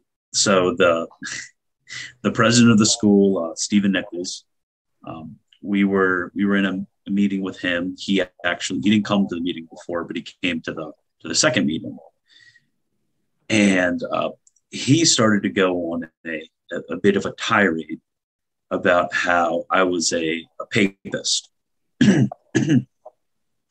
So at this point, I wasn't really a papist. Like I still held to all of the essentials that they would ask about when it comes to, for example, about justification and all that stuff. But I had a bit of a higher view of the sacraments. Still within the general Reformation, I would hold to a objective, substantial presence of Christ in the Eucharist, and I held to the regenerative power of baptism. And Dr. Nichols decides to tell me that there is a very specific clause in the student handbook that one would go to a church where the word is preached and the sacraments are administered according to the scriptures. That was this very specific clause within it. And he said, reasoning from that, if you don't hold a reformed view of the sacraments, then you would not be at a church which practiced the sacraments according to the scriptures. And this was obviously a very weird technicality because he wanted me out of there. And then in all of his brilliance, he quotes Martin Luther at me to tell me how dangerous sacramentalism is from the Babylonian captivity of the church. What's the issue with that? Would you like to express to me what the issue about quoting Martin Luther against baptismal regeneration to me is? Yeah, because Luther believed in baptismal regeneration, a priesthood, the real presence of of Christ in the Eucharist. Yeah. And so it was liturgy, and confession and absolution. Confession and absolution, a form of penance, a liturgy of, basically a reformed liturgy of the Roman Rite, with Advent, Christmas, Easter, all that, gospel readings, homilies, very similar. And the other problem with this is that we basically, I'd say I don't know how it was when you were at RBC, but a lot of the students are Reformed Baptists. Mm-hmm. So it's like this was a very odd position to be in, and obviously they just wanted me to get out of there. So then they said, okay, we're gonna have a third meeting, and I lived like 40 minutes away from the school, and this was during COVID, so I was just doing school online. So I was having to drive back and forth every single day. It was very annoying. That's nice. And I went in for the third meeting. And at this point, I knew exactly, they told me exactly what they were charging me with. They said that they were charging me with heresy based on my view of the Eucharistic presence, my view of baptismal regeneration, and then my view on the Apocrypha, which was basically just the confessional Anglican view that the Apocrypha aren't part of the canon, but they are part of a certain ecclesiastical canon. Basically, the Jerome's view is they're part of a certain ecclesiastical canon, and they have a certain degree of authority to them. So what I did is I spent a few hours that night compiling a document. It must have been 25 pages long, where I compiled all of the Reformed sources who were saying the exact same thing I was saying. Mm-hmm. And I went into the meeting the next day and I printed out 2 or 3 copies just to kind of hand them out and to get them to read it, to kind of express more exactly what my beliefs were and to show how I wasn't necessarily outside of the Reformation. And I spent 45 minutes in that debate, like trying to argue this. And basically they said, like, our decision's final. We're the magisterium. Pope Nichols said you are excommunicated, anathema, and they basically were just they said you don't belong here. You're a papist. He called me a papist, and he said I was leading other students into papism. And at this point, I was actually in relation to Michael and the rest of them. I was the least enthusiastic of them about Roman Catholicism. I was really trying to be a moderating influence. Yeah. And he just said, our decision's final. You're out of here. You'll get a refund in the mail. Don't come back. Hand in your keys.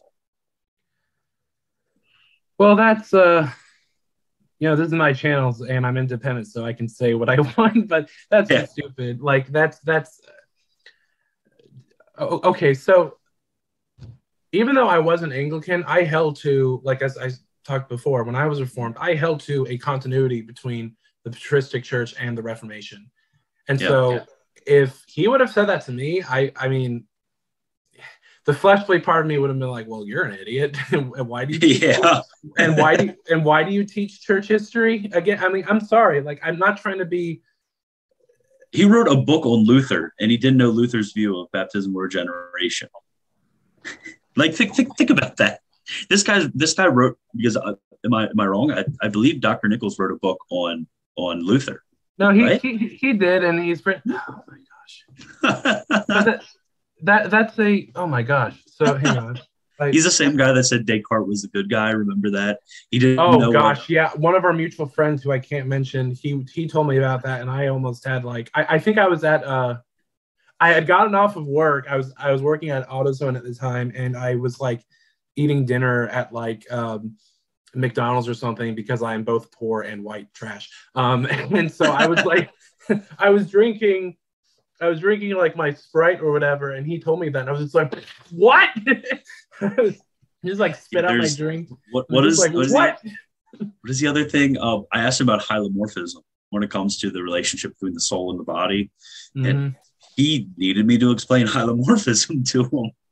I think he has his PhD in philosophy too, at least like philosophical history, something like that. Like he's really interested in philosophy, and like, yeah, but he's kind of just a figurehead. And then of course there's the I got the letter of whatever kicking me out. I still have it. I want to frame it somewhere.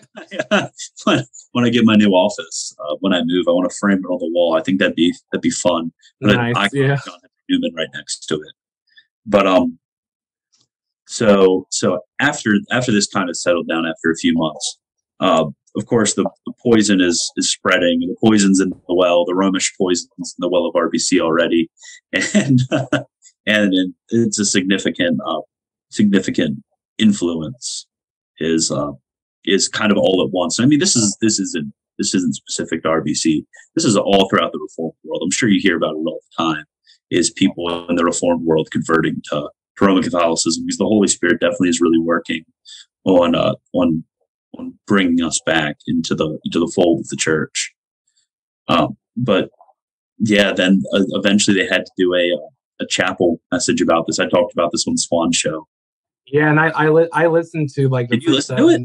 I listened to like the first 7 minutes of it. I've actually been breaking news from James Doffinger. I've actually been thinking of doing my own response to it, either written or an audio thing, just because of how great. Maybe we could do one together if you want, or have other people, have everyone involved on about it. Yeah, because I actually basically know all the people who were involved in all this, and yeah, I kind of know the culture pretty well, at least.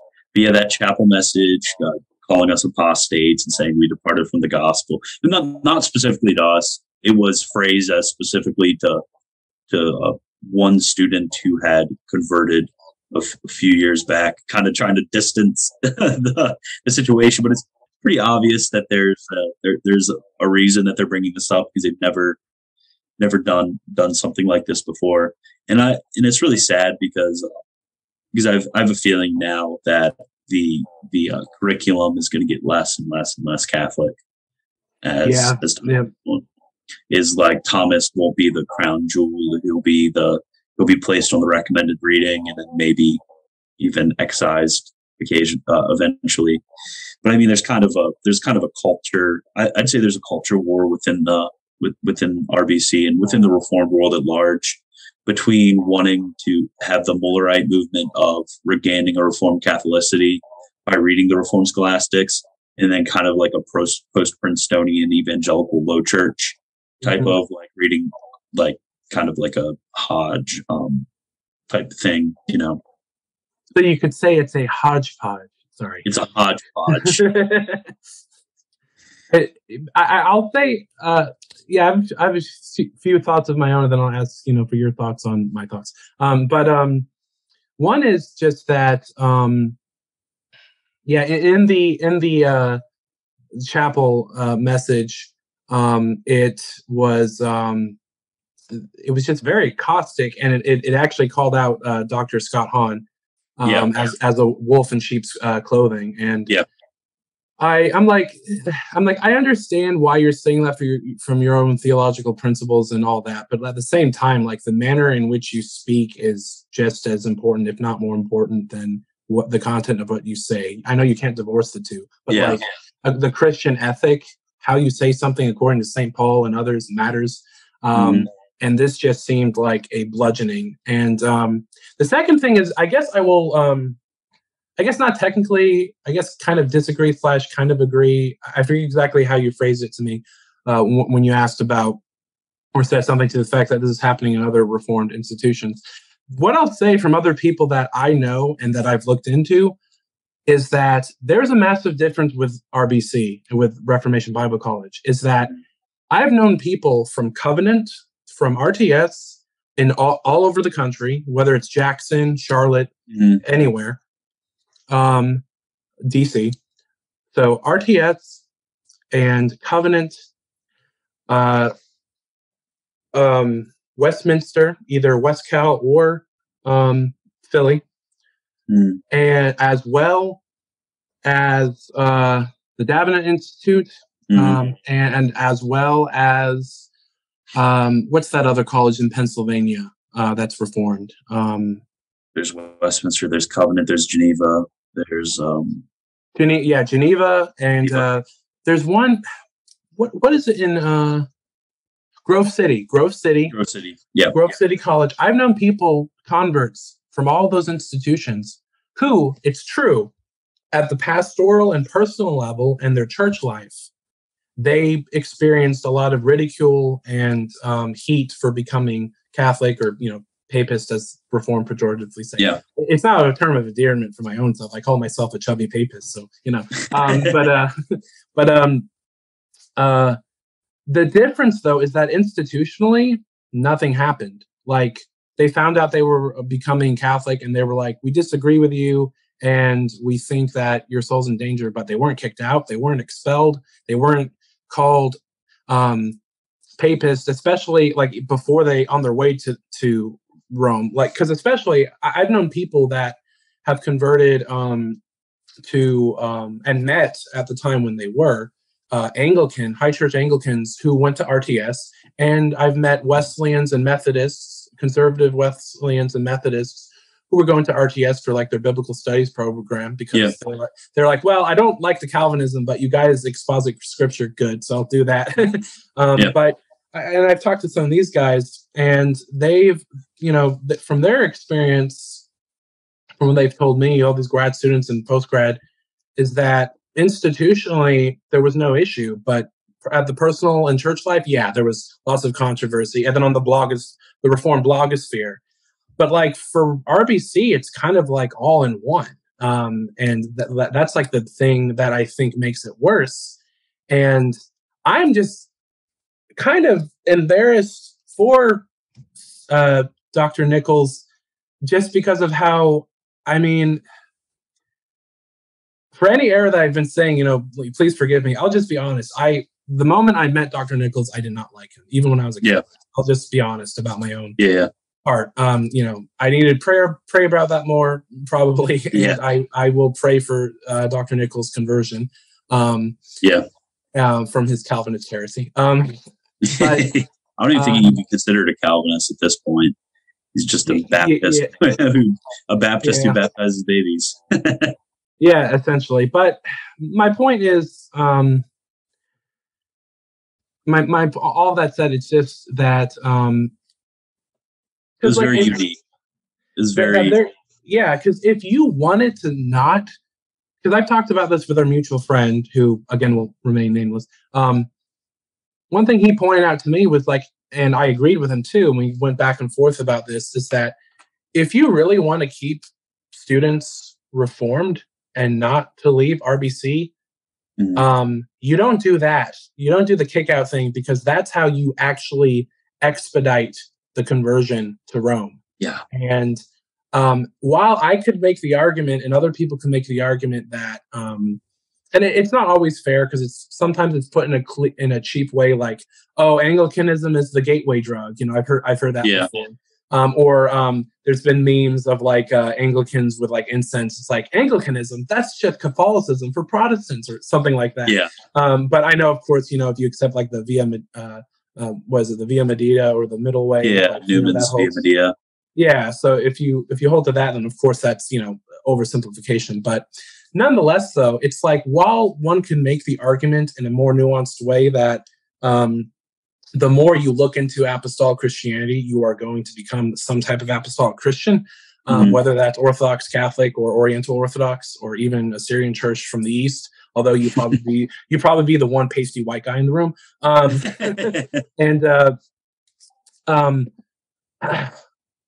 to me, it's just like prudentially, and it's just foolish. Because like if I was reformed and I wanted to keep people in, I would like hammer to death. And again, this is, I guess, my own disposition. Because when I was reformed, I was all for the hermeneutic of continuity with the early church and the Reformation. And to me, once I saw that that wasn't true, long story short, that's why I essentially became Catholic, because I was like, well, if there is no continuity but rupture, then I can't really not be true. Reformed. It's not true. And that's why you see people in the Reformed world today, like you said, like Muller versus what's his name? He wrote Covenantal Apologetics. Oliphant. Yeah, Scott Oliphant. Oh my gosh, don't get me started on him. But he because like he had a spat with Muller because he like mistranslated some Latin from some text or whatever. And Muller, the Latinist and scholar, was like, you're wrong. It's actually this, and this. The one who's an expert in Latin scholastic terminology and wrote a whole dictionary on it. You mean that one? I know. But that doesn't matter. Oh, Christian. Yeah. But, it's funny because, like, in the great words of Michael Hall, in his ever so beautifully worded bluntness, he was like, "Oh yeah, Muller gave Oliphant a massive spanking. Gives him an intellectual spanking." But anyway, what are your thoughts on all that? I know that was a lot. It was quite shocking to me. I mean, I never expected, especially because I wasn't even a convert at that point. I was just, I guess you would say, experimenting. I mean, it wasn't anything too radical that I was engaging in. And there was, and I mean, like I said, there was many students at the school who would have shared, for example, my view of baptism, that a much higher view of baptism. Like even then, I would have phrased it a little more like an instrument of regeneration that's applied to the elect. Then I would have phrased it like an objective instrument of regeneration, which is just the normal Westminster view of exactly. baptism. There shouldn't have been any controversy, but I think with institutions like that, where there's, because I mean, St. Andrew's Chapel, Ligonier, and Reformation Bible College are so intertwined. Yeah, and there is a lot of donors. There's a lot of money when it comes to it, and to have that bad publicity of an RBC student who was thinking about these issues. Because the whole reason a friend told me later about this, but the whole reason this popped off is because a mutual friend of all of ours at RBC had talked to us about these issues, and he couldn't really respond to a lot of the arguments we were bringing forth. So he went to the faculty and asked if they could help him out and like get us some resources of better apologetics than what we were reading, and like James White, like get them some good solid stuff they can read, which would defend the faith against Roman Catholicism, as they would have put it. Because then like they were just suggesting like read R.C. Sproul, Faith Alone. Like that wasn't gonna do anything for us. Like we were at the point where we were reading like Turretin, we were reading Bellarmine, we were reading Thomas, we were reading like a lot of these, like basically we were reading the best of the best on both sides. We weren't just like into like that's a book for not being pejorative, but it's a book for laymen interested in a surface level reading of theology. Right. We had so that's they just wanted to see if we could get some help with some resources, and rather than doing that, it's just, and I think it has a lot to do. Is like, as much as this sounds bad, I think it has to do with charity, because there's somebody that made the decision, and I think I know who it was who made the decision. I think it was Dr. Nichols, but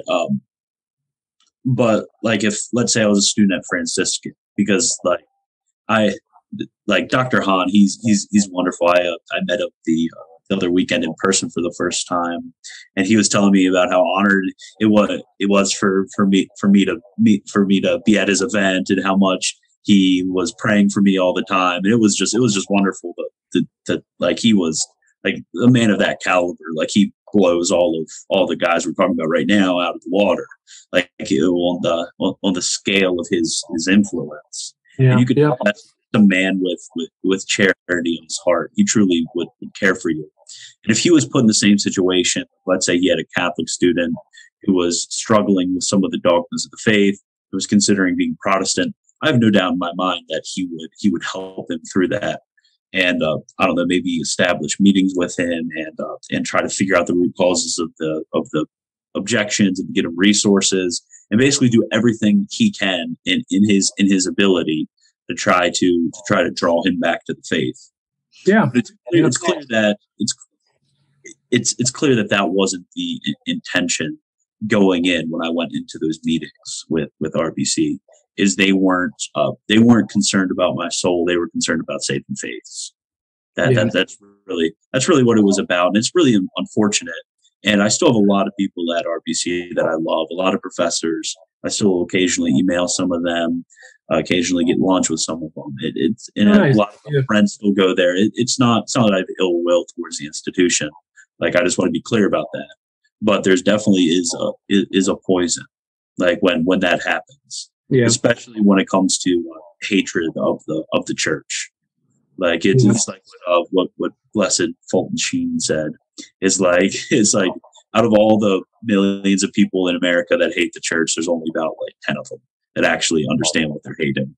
It's pretty clear. I'm sure you got that listening to the chapel message they had against Catholicism. There wasn't much understanding that was being sought after. And that's kind of what, in becoming Catholic, that's kind of my goal, is to really foster understanding. As somebody who has a lot of experience within Reformed theology, is I don't want the cheap shots to avail and the straw men to avail. I really want some good, solid dialogue. That's going to sharpen both of our theological minds, and it's going to sharpen our appreciation for one another. Because, like I said, a lot of times the chasm is a lot thinner than we would like to admit on both sides, and that's why transition wasn't as difficult than I've initially thought, especially on issues of justification. Yeah, I appreciate you sharing that. That makes a lot of sense, and it's why there needs to be. I mean, it's why the Second Vatican Council issued its dogmatic decree on ecumenism, and the proper way to do that via Ratzinger and his CDF when he was head of the CDF.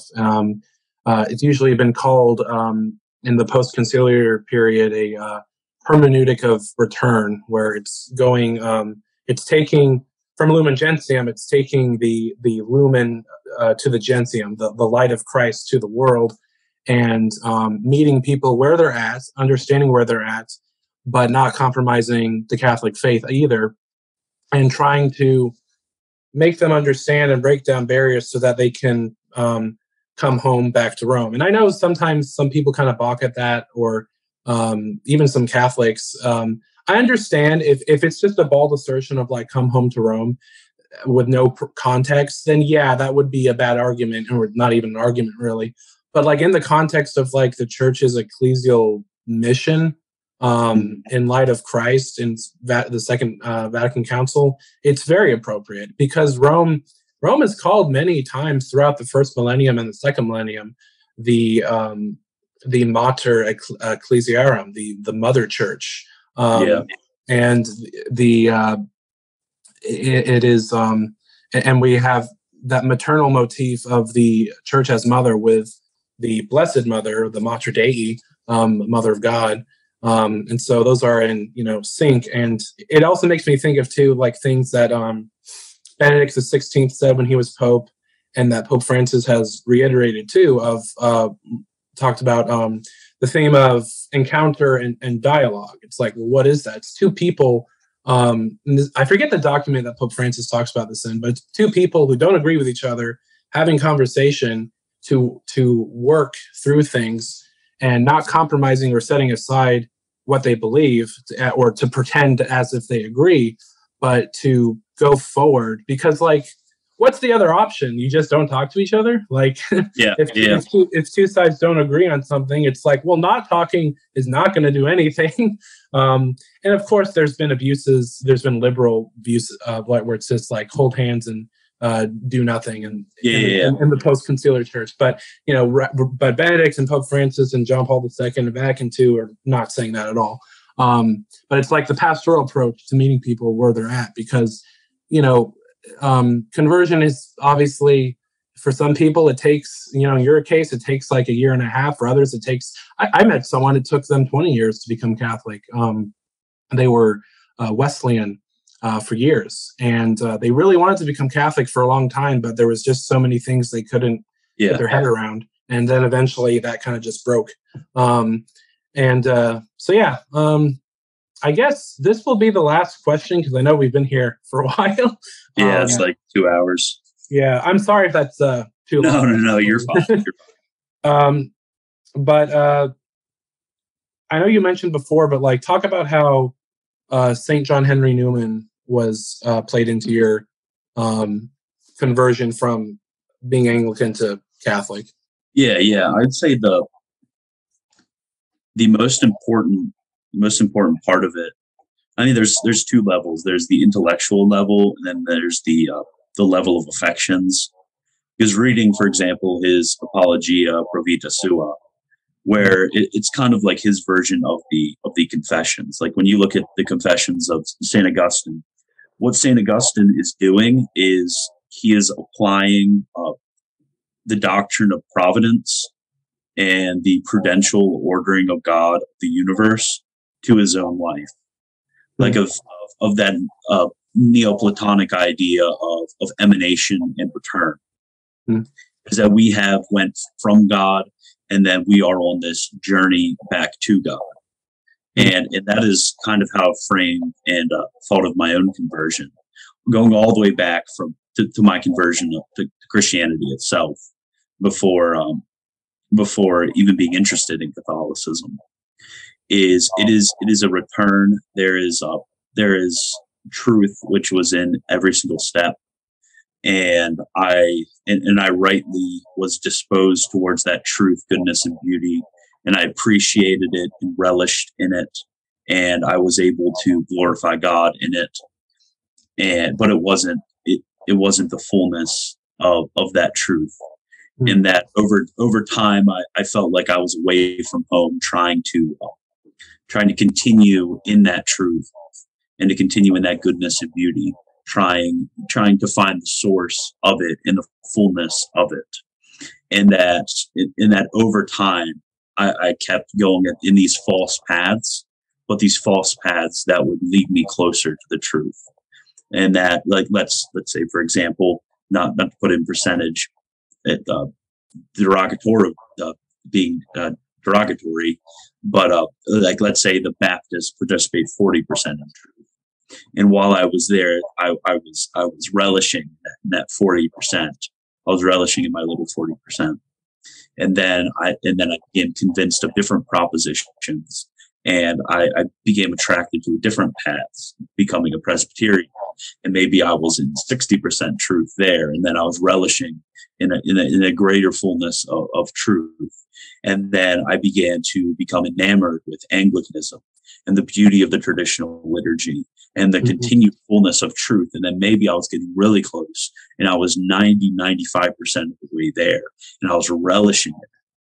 But then finally I was drawn to my telos, what I'd been made to be as a human. My metaphysics is geared towards being part of the body of Christ and to be united with him in the Eucharist and in the church, being part of the bride of Christ. And finally that 100%, that fullness where I was united to him, where the Spirit infused the grace of faith, hope, and charity. And I finally came to the end, the consummation of my journey, which is really just the beginning of a completely different journey. And that's the way in which Newman would describe his own conversion. And you see Augustine describing his own conversion in this way, of being drawn back to God through the various prudential orderings. Like God in his providence ordered me towards each one of these false ends, that I might be closer to the true end, using these various instruments and imperfect instruments in my life to draw me closer to the truth. Like for example, reading Luther got me closer to the truth than listening to John MacArthur. They're both heretics, but through these very imperfect and even heretical instruments, I was being drawn closer to the fullness of truth. Like for example, when Augustine is reading Plotinus, I think Augustine was reading Plotinus, and that helped him believe in Genesis. Plotinus was a pagan, but he was still an imperfect instrument that God used prudentially in the life of Augustine to draw him closer to the truth. So there's in that way being able to think about the way in which God has worked over the last few years to bring me to the fullness of truth. And then also and this is kind of ironic because it's also parallel to St. Augustine. Like you look at St. Augustine's City of God. What St. Augustine is doing in the City of God is he's applying that same hermeneutic of understanding the prudence of God and ordering history. He's applying it to the life of the world. Like in City of God, he's doing it to the world. In Confessions, he's doing it to himself. They're very parallel works. It's very interesting. Once I was reading them, and I realized that. But with St. John Henry Newman's works on doctrinal development, you get that same understanding of how God is leading the church into all truth.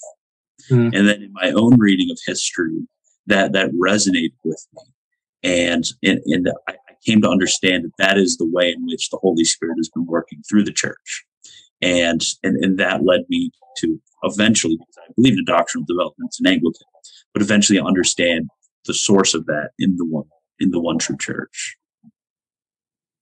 That's very that's great to hear. And it's very encouraging too, because I've been just impressed at how many converts have been coming into the church in the last few years. I converted in 2018, and at the Easter Vigil, and I was just kind of blown away by how many. Again, I didn't know some of these people in person, but how many people who I was in theology groups with. I was part of a group called, and still am, called Catholicism Reformed. And there was some Reformed in there who I didn't think would ever really become Catholic. I mean, we had good conversations. We had back and forth, and it was respectful dialogue. But then one of them, he does stuff with Reason Theology and his own blog, but Louis Dizon, I believe is how you say the last name. I've talked to him a little bit. Yeah, so like I told him, I was like, dude, I did not expect you to become Catholic or to revert back, because he was baptized. So I was like, man. And there were some other people who almost went Catholic, but now they're I think they're still High Church Anglican right now, actually. So sad. Yeah. But to their credit, they went from like 1689 to like, High Church. But it's so sad, because it's like this much. It's like you're participating so much in the truth, goodness, and beauty of Holy Mother Church. Like, but it's still a facade. Yeah. Like there's that metaphysical participation, but it still is not the real thing. Like you wouldn't go and are you married? No, I'm single. Oh, like you wouldn't go and have relations with somebody who is 95% like your wife. Like that's not how it works. Like it's still spiritual adultery. Yeah, yeah. So it's. I'm glad for the improvement, but there's definitely a lot of more to go, and arriving at the fullness of truth. It's a lot better. Like, honestly, it places one in a much better position. Like, I'd be much more confident about the salvation of somebody who was a nosebleed high Anglo-Catholic, I'd be very confident about it versus like somebody in the IFB who just hates the Roman Church with a passion. Yeah, there's that was like, because I grew up, I essentially was raised Southern Baptist. All the churches my family went to were affiliated with the SBC, and even there was some cringe stuff with certain groups. But like the independent fundamentalist Baptist churches, I was always like, oh my gosh, is this a cult? This is a cult. I think this is a cult. But yeah, well, I guess so. For closing, I will ask, will you, when will you be received into the church, and are you coming into the through the ordinariate or just the Latin rite? Yeah, so when I'm moving, and like technically it's a weekend, so this Friday I'm moving out of my house, and then I'll stay in Florida for another week, and then the Sunday before Thanksgiving I'll be leaving. So when I'm in North Carolina, I'll go to a Latin a parish, and then I'm not sure exactly about the mechanics yet, because I have a feeling that I'll be able to get a dispensation from RCIA. Is that from my specific position that I'm in? But if not, I'm Easter Vigil. I'm hoping Easter Vigil 2022, but that hasn't been. Nothing's been really set in stone yet. And for the way the ordinariate works is there's ordinary parishes, and then there's the ordinariate. So I can no matter what parish I go to, if I apply, I'll be a member of the Anglican Ordinariate as a Anglican convert, which gives me certain things you get being a member of the Ordinariate.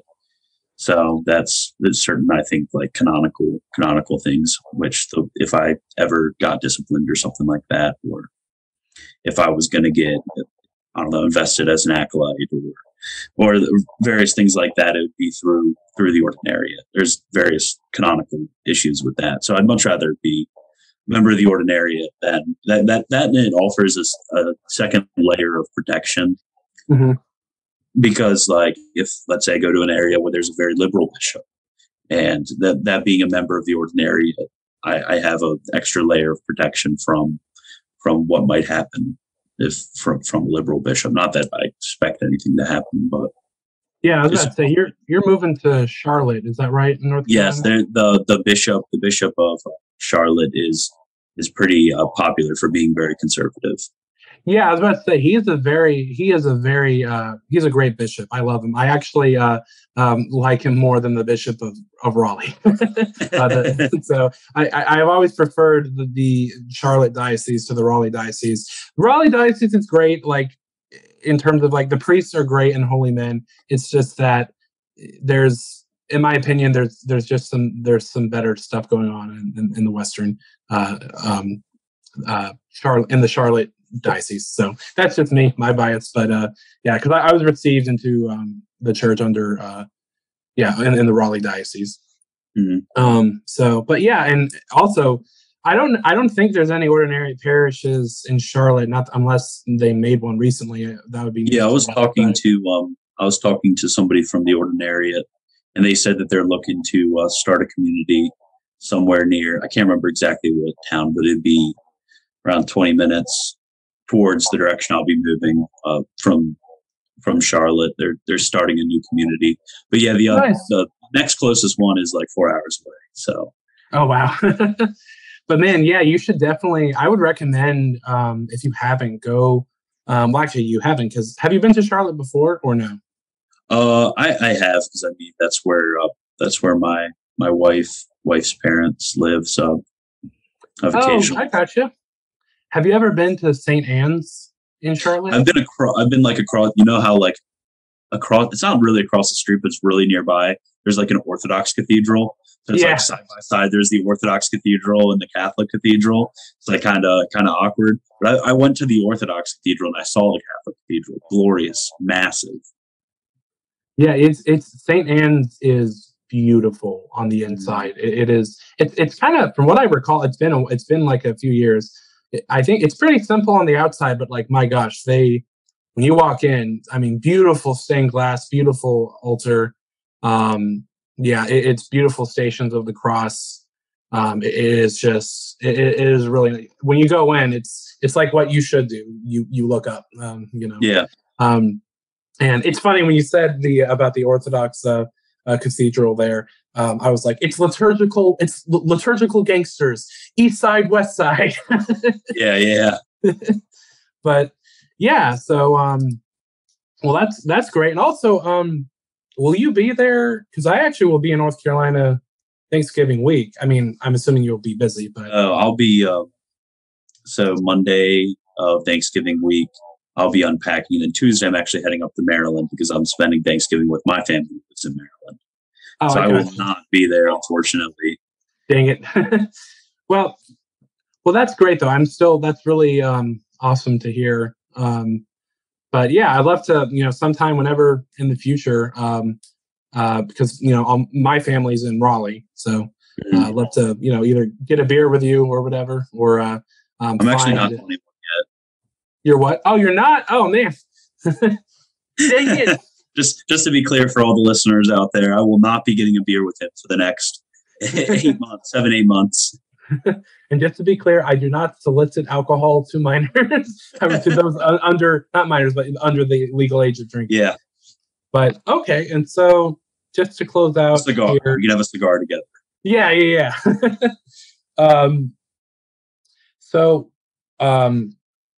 Where? I mean, you pretty much answered this. It was where are you at now, and what is next? But what is where are you at now in terms of like what? Give a plug for like anything you have coming up. I know you have a blog and YouTube channel, right? Yeah, Militant Thomist. I'm taking a brief sabbatical until December. I'd say is probably when I'll get back on it. Probably after my semester at school in December. But I have a blog which contains, I'd say, about 80% of what I've written over the last year and a half as an Anglican. But I had to get rid of a few things, which I actually let somebody take the name Apologia Anglicana. I let him have it after I changed the name because he wanted to continue the mission, and I was like, "Go for it, dude! Like I'll let you have my articles from when I was an Anglican. I'll let you publish them. Just make sure you write a little notice on it." So yeah, I have that going on, and then my YouTube page. I haven't again sabbatical, so all my stuff on there's older.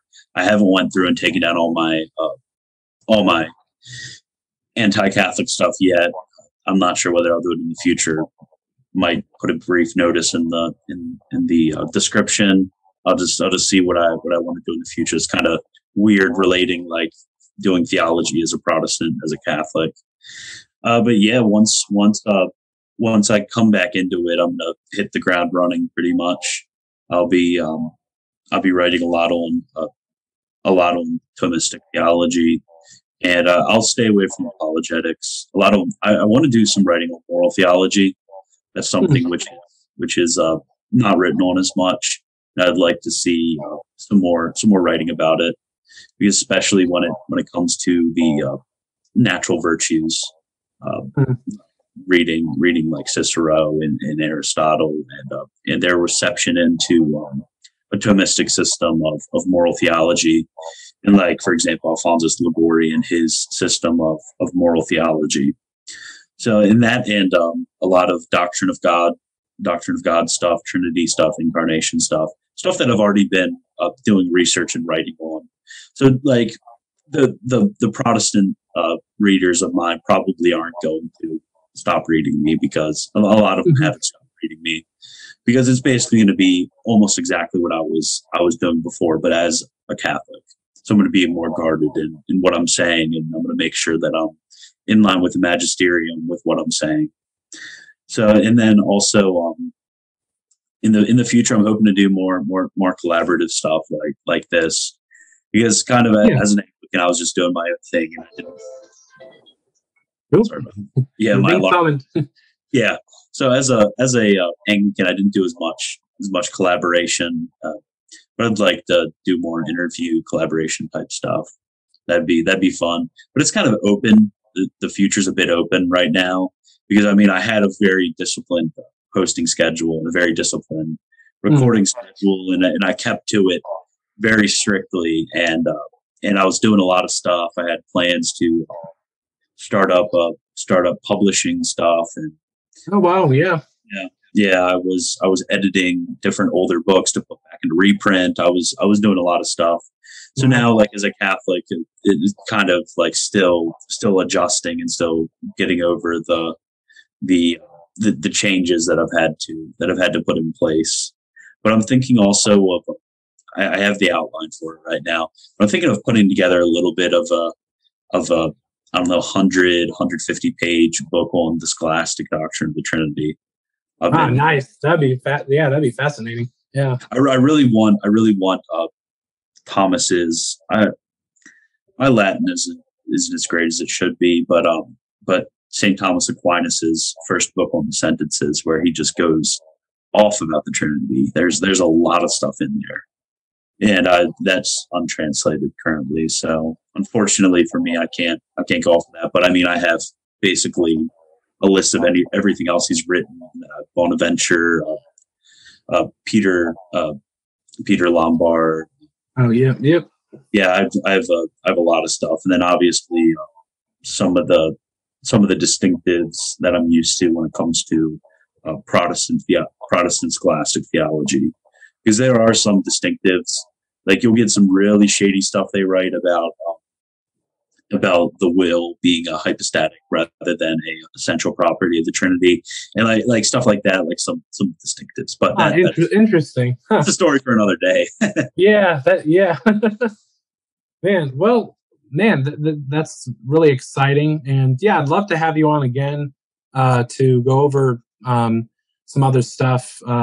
I guess I was about to say you would be one of my main reference now to talk about stuff Anglican related. And if you're interested, I'll ask you about some other stuff, after the show, on the backstage. In other words, when the Zoom call ends. But yeah, so if you don't have anything else to say, or do you? And then we'll close. No, I think we've covered everything. We filled in all the gaps that I forgot when I was talking to Swan. Gotcha. Yeah, and love Swan. Love his channel. Shout out to Swan. And I'm hoping to have Swan on the 27th of this month. So if that doesn't work, then we'll reschedule. But shout out to him, and then also shout out to St. Thomas. Is it Jihad? I always don't really read the full name. St. Thomas Jihad. Yes, that's our group chat. Our Facebook group chat where we send memes and theology book citations and other various things. Alrighty. Well, thank you very much for your time, Christian. It's been a pleasure having you on. And I've been your host, James Stoffinger Jr. This has been episode 3 of James's interviews, interviewing Christian Wagner on his conversion from Anglicanism to Catholicism. All right, everyone. Have a great day, and God bless.